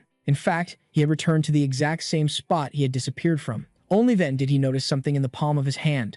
This was the ring of subspace that he had acquired from the game. There was no doubt about it. The odd experience that he went through was certainly real. With that being said, the protagonist picked up his backpack and went on his way. With the end of the first game, all seemed to have returned to the way it was. Yet in reality, this was the start of a new massive chapter in the life of the young man. Jin Seo-woon had now no reason to worry about TOEIC anymore. He hadn't misheard. There was truly a second match in the near future. Jin Seo-woon decided to return home in order to prepare for it, as despite finishing second in his first game, which was rather acceptable, our hero wanted to aim for the #1 spot. He returned to his little apartment that his parents found him near his university, as his original plan stipulated that he was going to prepare himself for college. Yet now all of his focus had been shifted, as he was now readying himself for the second game. Seo-woon didn't want to play his second match as a weak survivor like last time, but as a dominating hunter. Our hero could feel himself empty, as his internal energy had been drained out by the battle. Seeing how murder was still illegal in Korea, he had no choice but to resort to Chugki in order to restore a portion of his internal energy. Back then, the master explained to the pupil that he was now able to use Chugki, which he would master with practice, to restore his energy, even if absorption was more effective. Hearing this, the young man asked the old one if he could truly reach his level by training. The master couldn't help but laugh at the guts of his student, as he could actually get himself killed while walking in his footsteps. But in the end, there was no way to know if Jin Seo-woon was a weak normie, or a powerful potential waiting to be awakened. After 4 hours of continuous meditation, our protagonist was only able to gather a very small amount of energy. In the end, he couldn't take it any longer. Real life was far too different from the game, as it cruelly lacked inner energy. Seo-woon decided to stop wasting his time and organize the loot that he had brought with him. He regretted not having been able to acquire a martial art better than this. 3-0. Coin Book of Iron Free Fist. Our hero began fearing that in the real world, he would have to properly learn the martial art, making his road to power cruelly longer. Only then was he met with a pleasant surprise. As it turns out, the system of the game was operational on Earth, and thus, he quickly used it in order to absorb the martial art. Seo-woon put it to the test with a punch, followed by a quick kick. His hits weren't as strong as back in the game, seeing how his inner energy reserves were practically empty. The protagonist then decided to check the rest of the items. One of them was the necklace that he had won by spinning the wheel. After a small test, he realized that its description wasn't lying and that the necklace was pure gold. Si-woon was then left quite shocked as he realized that this one-coin item could amount to 10 million won, as, in fact, getting his hands on 10 of these necklaces could secure him an entire fortune. All items in the game, even the cheapest ones, could be sold at a heavy price on Earth. One of them was this elixir that ensures its user 1 year of life without any disease. Si-woon began to speculate that this item could be sold at a larger price to sick millionaires who had lost all hope. He was now certain that this game was his chance to turn his life around. Only then did the hungry protagonist realize that he had spent the entire game eating jerkies, with his hunger being suppressed while consuming inner energy, and so he decided to go grab himself a bite. Shortly after, at Grandma's restaurant, our hero ordered the one-set meal. This was the monthly 5,001 luxury that our hero had missed the most while in the game. Tears started to roll down Si-woon's eyes as he finally got to enjoy the taste of white rice once again. The old owner began to question his behavior and urged him to stop crying, seeing how he was a man. Si-woon claimed that he was just submerged in the pras flavor, while the old lady urged him to finish his plate and ask her for a second if needed. Just like he had predicted, the time in the game was different from the time spent in the real world. Upon finishing his meal, the old lady asked the young protagonist to pay and come again. Si-woon wanted to accumulate energy before the next match, despite not knowing when it would start. Only then did he recall the very specific item that he came back with. After putting on the 2-0 coin ring of strength, the protagonist began to wonder if it would be the same as in the game. And just like that, he immediately felt the change. Si-woon got into position and jumped a horrifyingly high height. It was as if his body had turned into pure power. Despite being so high in the air, Si-woon managed to easily stick the landing. He began to pray that no one had spotted or recorded him in order to avoid trouble. Yet, seeing how the stats offered by the ring here were the same as those in the game, the young man began to think. Once home, he began to think of the item that he wanted to save for after he had acquired inner energy. But after careful consideration, he decided to use it at once. This was the most expensive item that he had gotten, the 5-0 coin elixir of inner sight. Back in the game, this elixir immobilized the body of the boy for 3 hours and made every cell in it boil. Even then, he drank it without hesitation. The effects immediately kicked in. Power quickly began to overwhelm the body of the protagonist, and just like that, the empty bottle fell to the ground. After 3 hours, someone reported the wall to be hot. Seeing how the complainant claimed that even the doorknob was boiling hot, he was advised to call 911 instead of the police. As the old lady explained to the officers that this didn't feel like a fire, they claimed that this must be a boiler issue. The neighbor didn't buy it and was certain that there was something sketchy behind this heat. The officer went to grab the doorknob in order to enter, but to his shock, his hand was suddenly burned. With that, the police asked the civilians they had received a complaint about to open the door. The officers stated that they were here to provide assistance. Only then was the door opened. After the shocking sight, the officer revealed to the young man that they were here for a complaint regarding a fire. Si-woon claimed that he had a fever. He explained that he had turned up the boiler to a high temperature and asked why it wasn't the fire department at his door if they suspected a fire. The officers stated that they were just doing their job and offered to call an ambulance for the protagonist, who claimed that he would get better on his own. With that being said, the officers made their way out while asking the neighbor not to bother them over trivial matters. Now alone, our protagonist quickly closed the door behind him. Jin Si-woon, who went through incredible agonies due to the elixir, would have almost lost his life if it wasn't for the supreme blanket technique. This made him realize that all items acquired in the game weren't totally safe in the real world, yet he could feel that something had changed, and so he decided to put his strength to the test. With just a single palm, the exhausted young man was able to shatter his faraway chair. After this unexpected result, Si-woon decided to use the money that he would get from the items in order to get himself a new chair. The next day, at an outdoor gym, our hero, who was here to work out in order to improve his martial arts, found the place to be way too crowded to his taste at this time of the day. And thus, he began wondering if he should only work out at night. Only then did he notice something intriguing. Si-woon spotted some young thugs from the high school at the foot of the mountain, with one of them being a girl asking a boy if the boss truly wanted to see her. And yet, as they were conversing, someone told them that smoking was forbidden in this place. As the old man called out, the students were smoking. One of them urged him to leave him alone, as not even his parents cared about his misdeeds. At that moment, the old man stated that the reminder must have been a mistake, leaving the young thug incredibly enraged. Si-woon suddenly felt uneasy. At that moment, the young man threatened to strike the old one, seeing how foul his mouth was, when suddenly, he was kicked in the face. With a single strike, the high schooler was sent flying before slamming into a nearby trash can. The grown man who just struck a minor explained to him that he had no right to be rude to the elderly. Everyone was left shocked by what just happened. Suddenly, someone approached our hero. This individual pointed out that this was their first time meeting. The high schooler, who was easily over 6 feet tall, asked the puny one if he had a death wish. With that, Jin Seo-woon quickly understood that he had gotten himself into quite the pickle. The tall one demanded an explanation. He wanted to know if our protagonist had truly hit his younger brother. Seo-woon explained that the young one was at fault, as he had attacked an elder, before pointing out how high school students smoke, especially in public. But just as our hero claimed that the tall one should properly educate his younger brother, he found himself instinctively dodging something. The high schooler tried to punch him. Seo-woon decided to reply with one of his powerful moves. And just like that, the minor was punched with great strength. Seo-woon began to panic, as he might have hit him a little too hard. Only then did he realize something intriguing. As a switchblade was suddenly pulled out of nowhere, the tall thug with his weapon in hand was determined to teach our hero a lesson. This made him realize that both brothers were equally stupid and alike. Seo-woon then fought the C-2000 knife with great ease. This fight made it extremely clear for the player that he was now on a different level from the rest of the normies. With that, he executed his sweep kick in order to knock the young man off his feet. Seo-woon decided to control himself and only hit with half of his strength. Even so, 50% of the 10,000 palm technique still seemed too much, as the bones of the high schoolers were now surely broken. After all, he had slammed at high speed into a tree. Seo-woon was once left startled as all began to record the event. He realized that he had messed up by putting in too much strength, and so he began to claim that his opponent was an actor and some sort of convincing stuntman. With that being said, the grown man advised the minor to stop smoking and never carry switchblades with them ever again, as it could cause them problems. And so, after beating up 2 high schoolers to near death, our mighty protagonist made a run for it. He started regretting using his power on a regular human. Seo-woon would ruin his own life if he accidentally killed someone. Even if his current skills were quickly learned due to the game system, only time would allow our hero to master them. And with that being said, the protagonist ran away.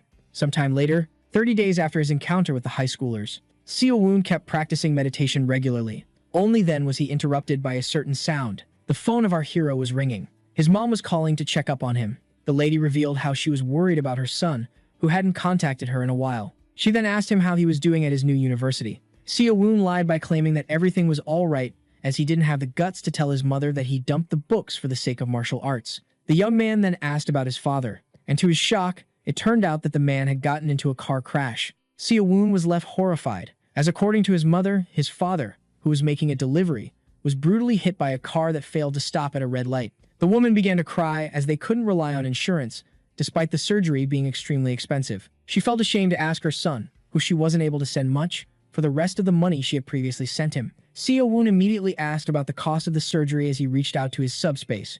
As it turns out, it cost 2 million won. And so, as the protagonist claimed that he might have found a way out of the problem, his mom apologized for troubling him. Seo-woon quickly ended the call and went on his way. The parents of our hero spent most of their lives going from one rented place to the other. As he got older, his father, who worked tirelessly, began to get smaller and smaller pay. He spent his entire life rotating from one job to another. Seo-woon couldn't help but cry as he realized that he was but a hopeless burden on the hands of his already struggling parents. Yet now, the time to pay them back finally arrived. With that, our hero entered the store and presented the escrow necklace for sale. As the shopkeeper recognized the item as foreign, he quickly claimed that it was in his family for a long time. She pointed out that the item really seemed ancient as Seo-woon asked about its estimated value. As the lady explained that this couldn't be considered a simple piece of gold, Seo-woon explained that he had no choice but to sell it quickly for the surgery of his father. The martial artist now had no choice but to sell the item. Later on, after finishing the sale, the young man finally exited the store. Since the value of gold has recently increased, Seo-woon would be able to afford the surgery of his father as well as a decent lifestyle. The smile of the shopkeeper made him realize that he had sold the necklace for cheap, yet he had had no choice but to quickly make money. And thus, he decided to think of a way to safely sell his items for the future. His current priority was to send the money to his mother. Upon receiving it, the mother, who was called by her son, was baffled by the huge amount that he had sent. She feared that the protagonist had taken out a loan. The hero explained that this would have been impossible, as he was jobless, and claimed that the money was something that he had saved from his part-time jobs. With that, he ended the call by stating to his mother that he couldn't pay them a visit at the hospital. Later on, while in the bedroom, Seo-woon was left alone to think. Only then was he inspired by a conversation that he overheard. 2 high schoolers criticized a video and claimed it to be full of CGI and special effects, despite looking like it had been taken in secret. In it, an individual chanted magic words. Upon hearing them, our hero was left quite shocked. The normal person wouldn't think much of this, but as a player, he knew very well that those were the spells from the game. This was a real shock for him, as it turns out that he wasn't the only Korean to have entered a match. According to the high schoolers, this video was on an endless loop of deletes and uploads, which was rather odd. Jin Seo-woon had never thought of how the appearance of other players on Earth would impact his life. Meanwhile, someone was taking an important phone call, and the man promised to correct his mistake on the internet at all costs. The boss apologized and promised to solve the problem. With that being said, the call was finally ended. He then asked one of his support for a report about the Korean player in the videos, but as soon as he heard that it was impossible to control the number of players, the boss was quickly angered by this. He threw the heavy object at the head of his subordinate, furious by the fact that random people were acquiring abilities unlike their organization. With that, the boss ordered his subordinates to go catch all players that were hungry for views on the internet. He then demanded his subordinates stop the bleeding of the man so that he wouldn't sully his carpet. And so, while one of them was using his powers to heal his friend, the boss criticized them for their weakness and began to complain about the annoying privers. With that being said, the boss ordered all of his men to get moving at once. The heat of the summer finally ended, and the cold weather of the night finally appeared. 2 months had already passed since he had returned to Earth, and our hero had never skipped one of his training sessions at night. He had gained a decent amount of internal energy and learned how to master it to a certain degree. Seo-woon suddenly decided to jump while thinking about the biggest issue. With that, he used his iconic and super original jutsu. The protagonist had now used his Temu version of the shadow clone technique. The unbroken fist spatial strike was then thrown. Due to his limited reserves, Seo-woon could only generate a single copy of himself. To make things worse, the clone would disappear after a short duration. With that, the two martial artists began to move together through the forest. And so, as each of them got into position, their fists ultimately clashed. With that being said, the clone immediately disappeared. The protagonist began to think that he had reached his limit, as back in the fight with the giant swordsman, he had managed to summon 8 clones with great ease. This made him think that a problem must have occurred within him, seeing how much internal energy he had used back then. Seo-woon was now hungry and decided to go grab the meal that he had placed in his subspace, when suddenly, a bright light appeared. Just like that, the player was now once again in a different location. Just like last time, he was surrounded by many foreign languages that all expressed panic. Seo-woon called his first match upon seeing how terrified all those in the lobby were. He then theorized that games must be scheduled 2 months apart from each other. At that moment, the system started to speak. But to the protagonist's shock, it would now introduce the tutorial. This one's rather intriguing, as it didn't appear in his previous match. Seo-woon couldn't help but smile as he realized that this lobby had more beginners than the previous one. Only then did he notice someone standing on the statue. Judging from his attire, he must be a high school student. Seo-woon was left quite shocked, as this was his first time seeing another Korean in the game. The young one quickly noticed him.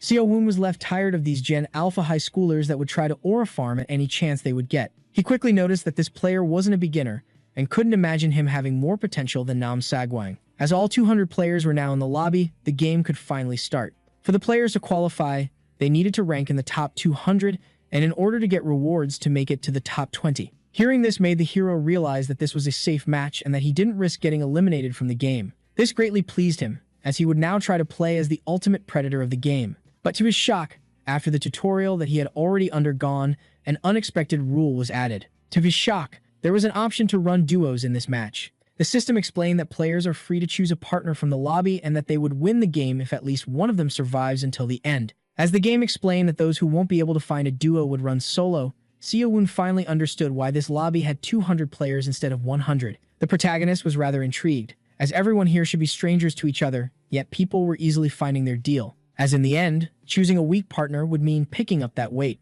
This made our hero think of asking the high schooler to become his teammate, as he must be an experienced player who could prove his usefulness. But to his shock, he wasn't on the statue. In fact, the high schooler, that he assumed was trying to look for a partner, had completely disappeared. Seo-woon began to panic and decided to pick a teammate quickly. The first one he asked to be his partner turned out to be already in a duo. The second was no different. In fact, everyone he asked had already found a partner for themselves. Seo-woon was certain that there were still players who were alone, but it would be impossible to locate them in this huge crowd. Since the game started, our hero's hand was forced. He had no choice but to drop in the lobby alone and eliminate everyone. And with that being said, the first day of the game began. Seo-woon quickly spotted a small village with houses that seemed to have pretty good loot. And so, without wasting any more time, he decided to drop there. While descending like a shooting star, he started to think that it would be for the best to be the first one landing in order to quickly kill those who would drop afterwards. With that being said, his feet finally hit the ground. Seo-woon, who was now on a speed run, quickly turned around. Upon spotting 6 players descending, he realized that he would have to face 3 teams at once. Even so, he rushed to their location. Our hero had revised his first match countless times and continuously trained for the second one in his room. Jin Sao-woon would finally get to execute the plan that he had come up with for this long-awaited day. Meanwhile, somewhere nearby on the map, the young mage felt dizzy from the quick landing. But just as he began to wonder where his teammate had landed, someone suddenly shattered his barrier. The mage began to panic and demanded an explanation. Seeing this, Seo-woon assumed the mage to be as good as dead. With that being said, he ordered his unbroken fist. The punch was so powerful that it penetrated the body of the poor mage. The young one coughed his insides out. Only then did the system inform Seo-woon of a new annoying feature that required him to finish off the enemy as soon as possible before his teammate arrived to heal him. And yet, just as he was about to crush the head of the magician, the protagonist felt a certain disturbance. A giant knight in armor charged at him with his lance from behind. Seo-woon managed to dodge the pointy weapon. Even so, he still got rammed by the shield. Our hero was left greatly annoyed as the teammate of the mage had appeared. He quickly got a hold of the ground and expressed how amazed he was by the power of the knight. That warrior, who seemed to be an extremely experienced close combat fighter, didn't know that the Korean had killed his partner. The most important thing about the martial art of the protagonist was knowing how to use it against opponents with weapons. Yet since there was no actual weapon user on Earth, he was only able to picture this technique. Seo-woon got rather excited as he finally got the chance to use it in-game. With that, he found himself entertained, and couldn't help but let out a smile. At that moment, the knight charged at him. Our hero quickly reacted, in order to launch his counterattack. But just as the punch and the lance were about to clash with each other, the martial artist suddenly opened his hand. He quickly evaded the spear and let it pass by him. Now out of danger, he quickly made his move. And before the knight could even realize it, he was punched in the gut. The warrior was infuriated seeing how his attack was deflected. But the protagonist wasn't done just yet, as he was able to find a hole in the defense of his enemy, and just like that, he channeled all of his might into his palm, before unleashing his hip strike that left a huge hole in the knight. The one in armor suffered great damage, but his suffering wasn't over just yet. Seo-woon, who grabbed him by the head, kneed him with such strength that even his helmet shattered. It was safe to say that the skull of the man was now broken. And just like that, the knight couldn't take it any longer. Seo-woon easily defeated the second opponent. He then placed his foot on the head of the defeated one, and smashed it into bits in order to secure himself a double kill. Seo-woon was pleased by how much vital energy the knight had, as absorbing energy was far more efficient than collecting it. Now only 2 enemy teams remained in the area. But just as the protagonist finished collecting the energy, something came flying at him. The alerted martial artist found himself dodging an arrow at the last moment. Our hero, shocked by the presence of a marksman, decided to try to locate his position. But as he started the search, another arrow was fired his way. The young man was left startled. He dodged the worst, but wasn't left unharmed. In fact, the projectile had grazed his face. Seo-woon then began to wonder if the marksman was done yet, only to then find himself dodging a tempest of arrows. Seeing this, he quickly rushed to the forest. Now, while running between the trees, Seo-woon began to wonder how the marksman was so accurate, yet was certain that he didn't have internal energy due to his weak shots. Seo-woon then began to wonder if the enemy was alone or with a teammate. With that being said, he returned to the village. Our hero theorized that locating the archer and taking him out would ultimately make his partner appear. Last game, such a situation would have left the martial artist hiding and trembling in fear, yet now he only saw enemies as life energy meals. Only then did he notice something horrifying. As a bunch of arrows were fired from a nearby house, one of them penetrated his head. At first, it seemed like our hero had lost the game from the first day. But as it turns out, this was nothing but a simple clone. The sudden disappearance of the target greatly intrigued the archer, and so, as he began to wonder about how his opponent had vanished, he was suddenly and brutally kicked in the face. Seo-woon had finally located the annoying archer, and with a simple kick, sent him flying to the door. Seo-woon was then left quite intrigued, as despite being certain he had hit something with his kick, his opponent was nowhere to be seen. But as a shadow passed him by, he came to a ground-shattering realization. Seo-woon quickly realized that he would have to face someone with a cloak of stealth. Only then did he notice a shadow behind him, which left him startled. Just like that, an arrow was fired out of nowhere, and yet our hero managed to dodge it just in time. Due to the powers of the cloak, Seo-woon couldn't feel the archer that was now escaping, getting behind him. The player quickly realized that he was in a tough situation. Realizing that he couldn't win the fight against the martial artist, he tried to run for his life. But little did he know, Seo-woon wouldn't let him slide. And just like that, the protagonist made his move. He started to follow his target through the village. The poor archer found himself running away in panic. Then suddenly, the one he tried to escape from appeared right in front of him. Seo-woon explained to the marksman that it was a mistake to fight him in broad daylight while wearing this cloak. Seeing how this item was perfect for quietly climbing the ranks, Seo-woon would now kill its owner in order to acquire it. Only then did a third presence arrive at the scene. The partner of the archer apologized, as he was unable to catch up with the fast martial artist, but the marksman who was about to die couldn't care less. The dual-wielding elf pointed out how the view of the protagonist was nowhere to be seen. Seeing this, the marksman urged him to secure the kill at once. Seo-woon had now found himself in a 2v1, as he had failed to terminate the archer on the spot, and yet he couldn't help but smile as he realized that he wasn't outnumbered at all. With that being said, the swordsman charged at the martial artist. Seo-woon tilted his head towards the other guy. He quickly found himself getting shot at with a bow. The martial artist quickly evaded, making the elf the new target of the arrow, but the quick swordsman quickly deflected the projectile. With that being said, Seo-woon started to run away. He wanted to escape through the small alley between the houses. The archer was done dealing with how slippery our protagonist was, and shot him with 3 arrows at once. Just like that, our hero was hit in the back. The marksman was extremely pleased by the performance of the bow of Alex, but little did he and his teammate know they were far from out of trouble. The martial artist charged at the archer, who thought that they had won the fight. Seo-woon then pitied the man for his arrogance, and before the 2 teammates could even react, our protagonist had already struck. The archer had been penetrated from behind. Now with the first one down, he urged them to stop relying on their eyes so much. The swordsman was stunned by the skill of the martial artist and theorized that it was an illusion. Seo-woon simply claimed that he was an experienced player and explained to the swordsman that he needed to take him down in order to save the archer. At that moment, we charged at him while screaming that he would be the one left standing in the end. This greatly shocked our protagonist, and with that being said, the 2 fighters rushed at each other. Seeing how the elf was pulling out a named attack, the human decided to do the same. For the counterstrike of the protagonist to work, he needed to find a weak spot in the enemy's defense in order to strike his shoulder. But suddenly, his hand was slashed. To his horror, the elf turned out to be faster than expected. With that, the swordsman decided to continue his combo. He was able to deal great damage to our martial artist by using his bloody rush. Seo-woon began to think of how this attack was different from anything he had experienced, and how he would have died if it wasn't for his internal energy shield.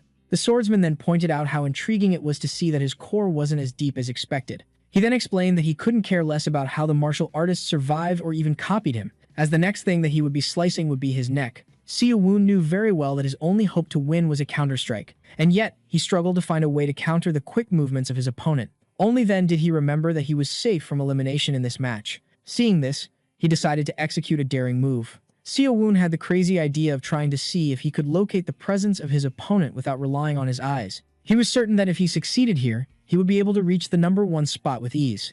The martial artist had spent the last 2 months training his internal energy. He was no longer the weak beginner from the first game, but one of the internal energy masters with the most potential. In the end, the thought finally opened his eyes. The blades were dropped to the ground.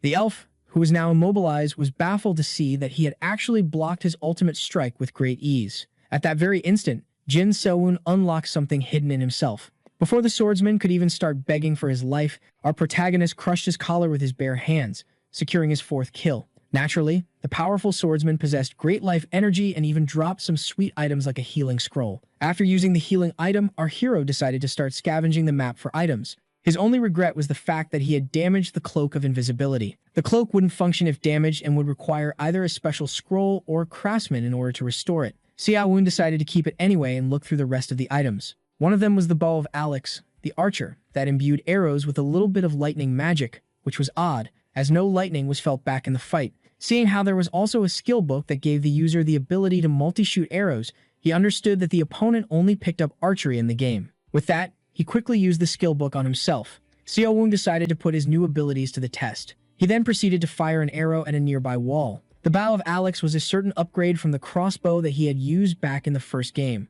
With that, Seo-woon decided to ignore the last remaining team for now and make some time in order to rest and collect items. While hunting for weapons, he theorized that he could only get his hands on low-tier items as there were so many houses, and started to pray for something good. Only then did the martial artist notice something outside. There was an unusually tall structure in the middle of the village. This type of building usually contains a decent quality of loot, and thus, he rushed there immediately. From the looks of it, he was the first one here, which is why he decided to scavenge the entire place. Seo-woon decided to close the door behind him in order to stay wary. Shortly after, upon exploring almost the entire tower, the protagonist began to pray for one decent item.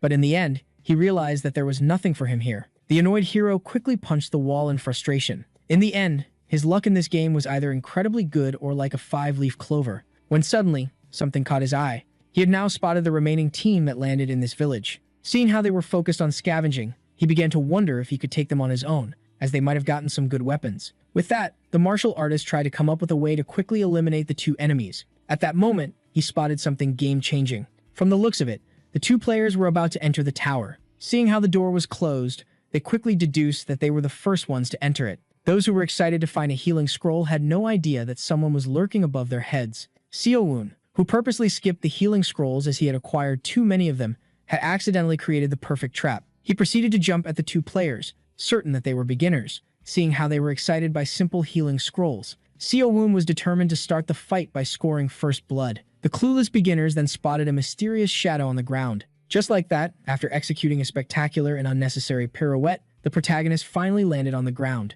Seo-woon stated that there was a possibility the enemy was a strong mage. In that case, he would have a barrier up. And seeing how fragments of energy shattered everywhere, his assumption turned out to be right.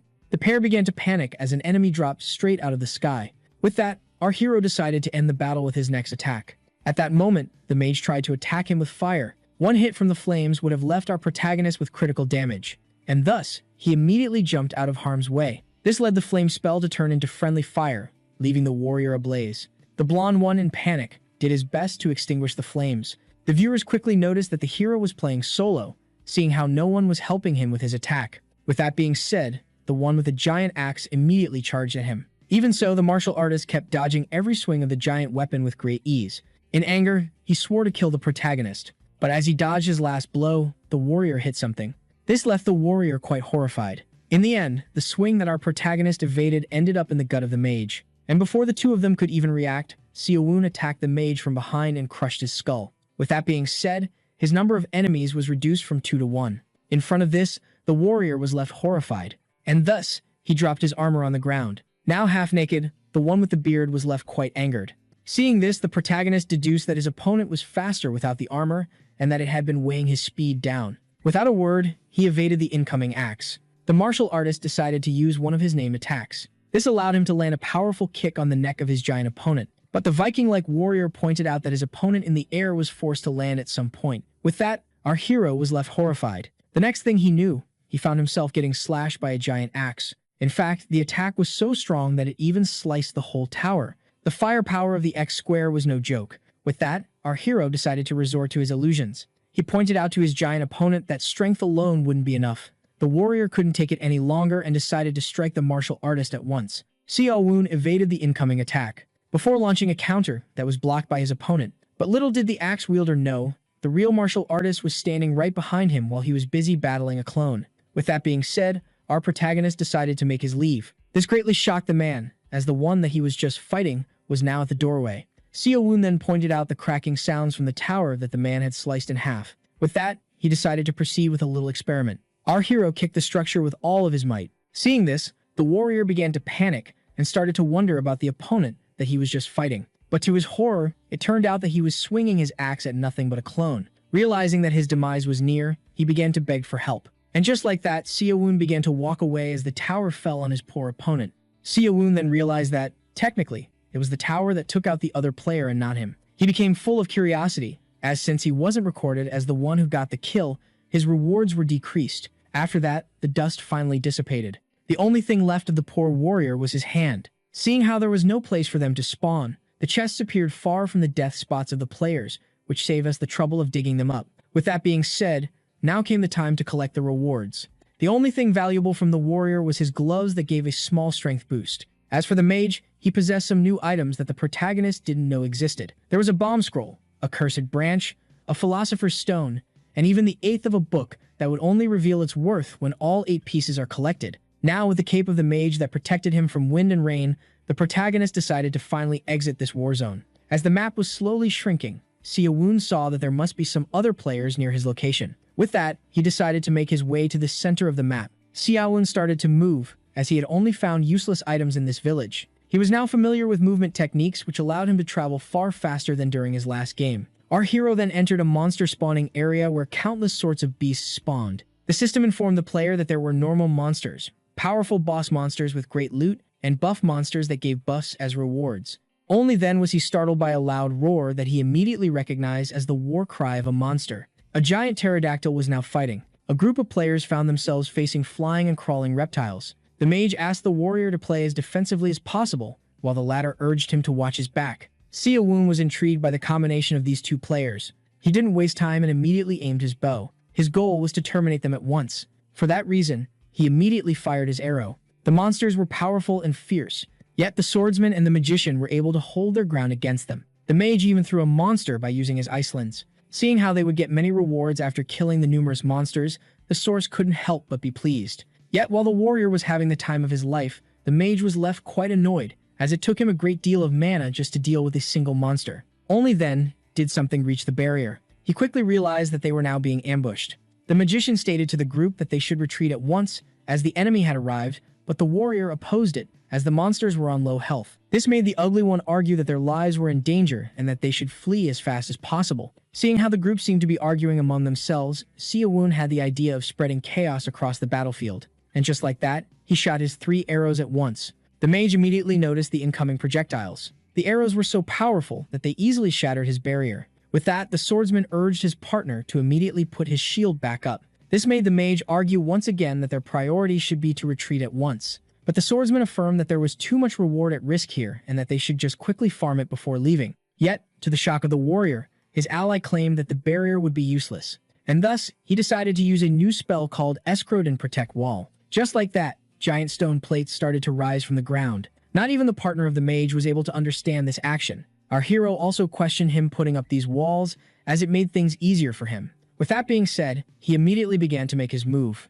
The mage tried to explain that this was the best way to protect themselves and save mana, but the warrior affirmed that they were now unable to locate the enemy. The ugly one tried to claim that they would be able to leave once the walls disappeared, but his partner, who had just killed a snake, couldn't care less and promised to leave him behind the next time he messed up. The consequences of the mage's mistake immediately showed themselves. Weapons that can curve the trajectory of arrows, such as bows, could easily bypass these walls. The warrior demanded the spell be cancelled, but the mage explained that it would only disappear after 5 minutes. With that being said, our hero pulled out something from his subspace. He quickly imbued the exploding scroll, which would detonate after 10 seconds, into one of his lightning arrows. Seo-woon decided to quickly use it, and so, he raised himself and aimed the arrow. Just like that, the projectile was released. The arrow easily bypassed the wall, and landed right in front of the enemy duo as the clock reached 0. And just like that, the exploding scroll went off. Its firepower was so devastating that it easily tore through the thick walls of the mage.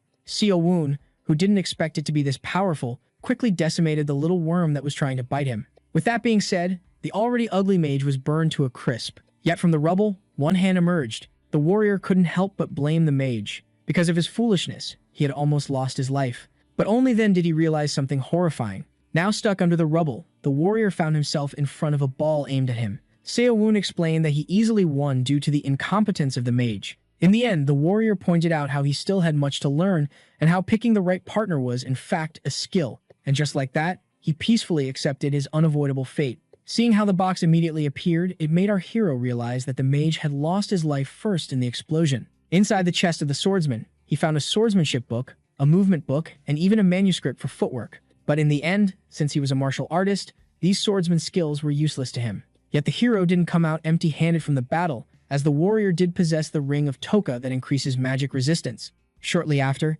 he spotted another chest appearing nearby. This one belonged to the mage. Seo-woon was happy to have finally found the escrow necklace that was entirely made of gold. There was also a Circle 4 magic book in the chest that our hero couldn't learn, as it was far too advanced for him. Only then did he notice the monsters behind him. After a few minutes, the martial artists started to pity the mage and the swordsman, as they had struggled while facing such pathetic creatures. But upon taking the creatures down, our hero found something on the ground. The monsters had dropped some rewards upon death. He had found the tear of Lamia that was an ingredient for Neuro's spells and a necklace that gives his agility a slight boost. Our hero quickly realized that the second item could be useful, yet failed to see the utility of the first one. Later on that day, while alone as he was meditating, the protagonist began to think that the boss monsters must give their slayer a huge, game-changing buff or advantage. But before trying to go after one of them, he needed to consider whether he was strong enough to take it down on his own or not. And he also had to see if other players had the same thought process as him. The second day of the game dawned. Seeing how 60 players were taken out on the first day,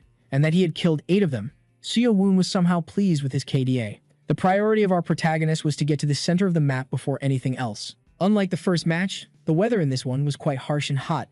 This made our hero think that it would have been better to travel at sunset. Only then did he notice a shadow hovering above his head. The experience of the player screamed to him that this bird was carrying supply items, and as soon as the chest was dropped, he rushed to check it out.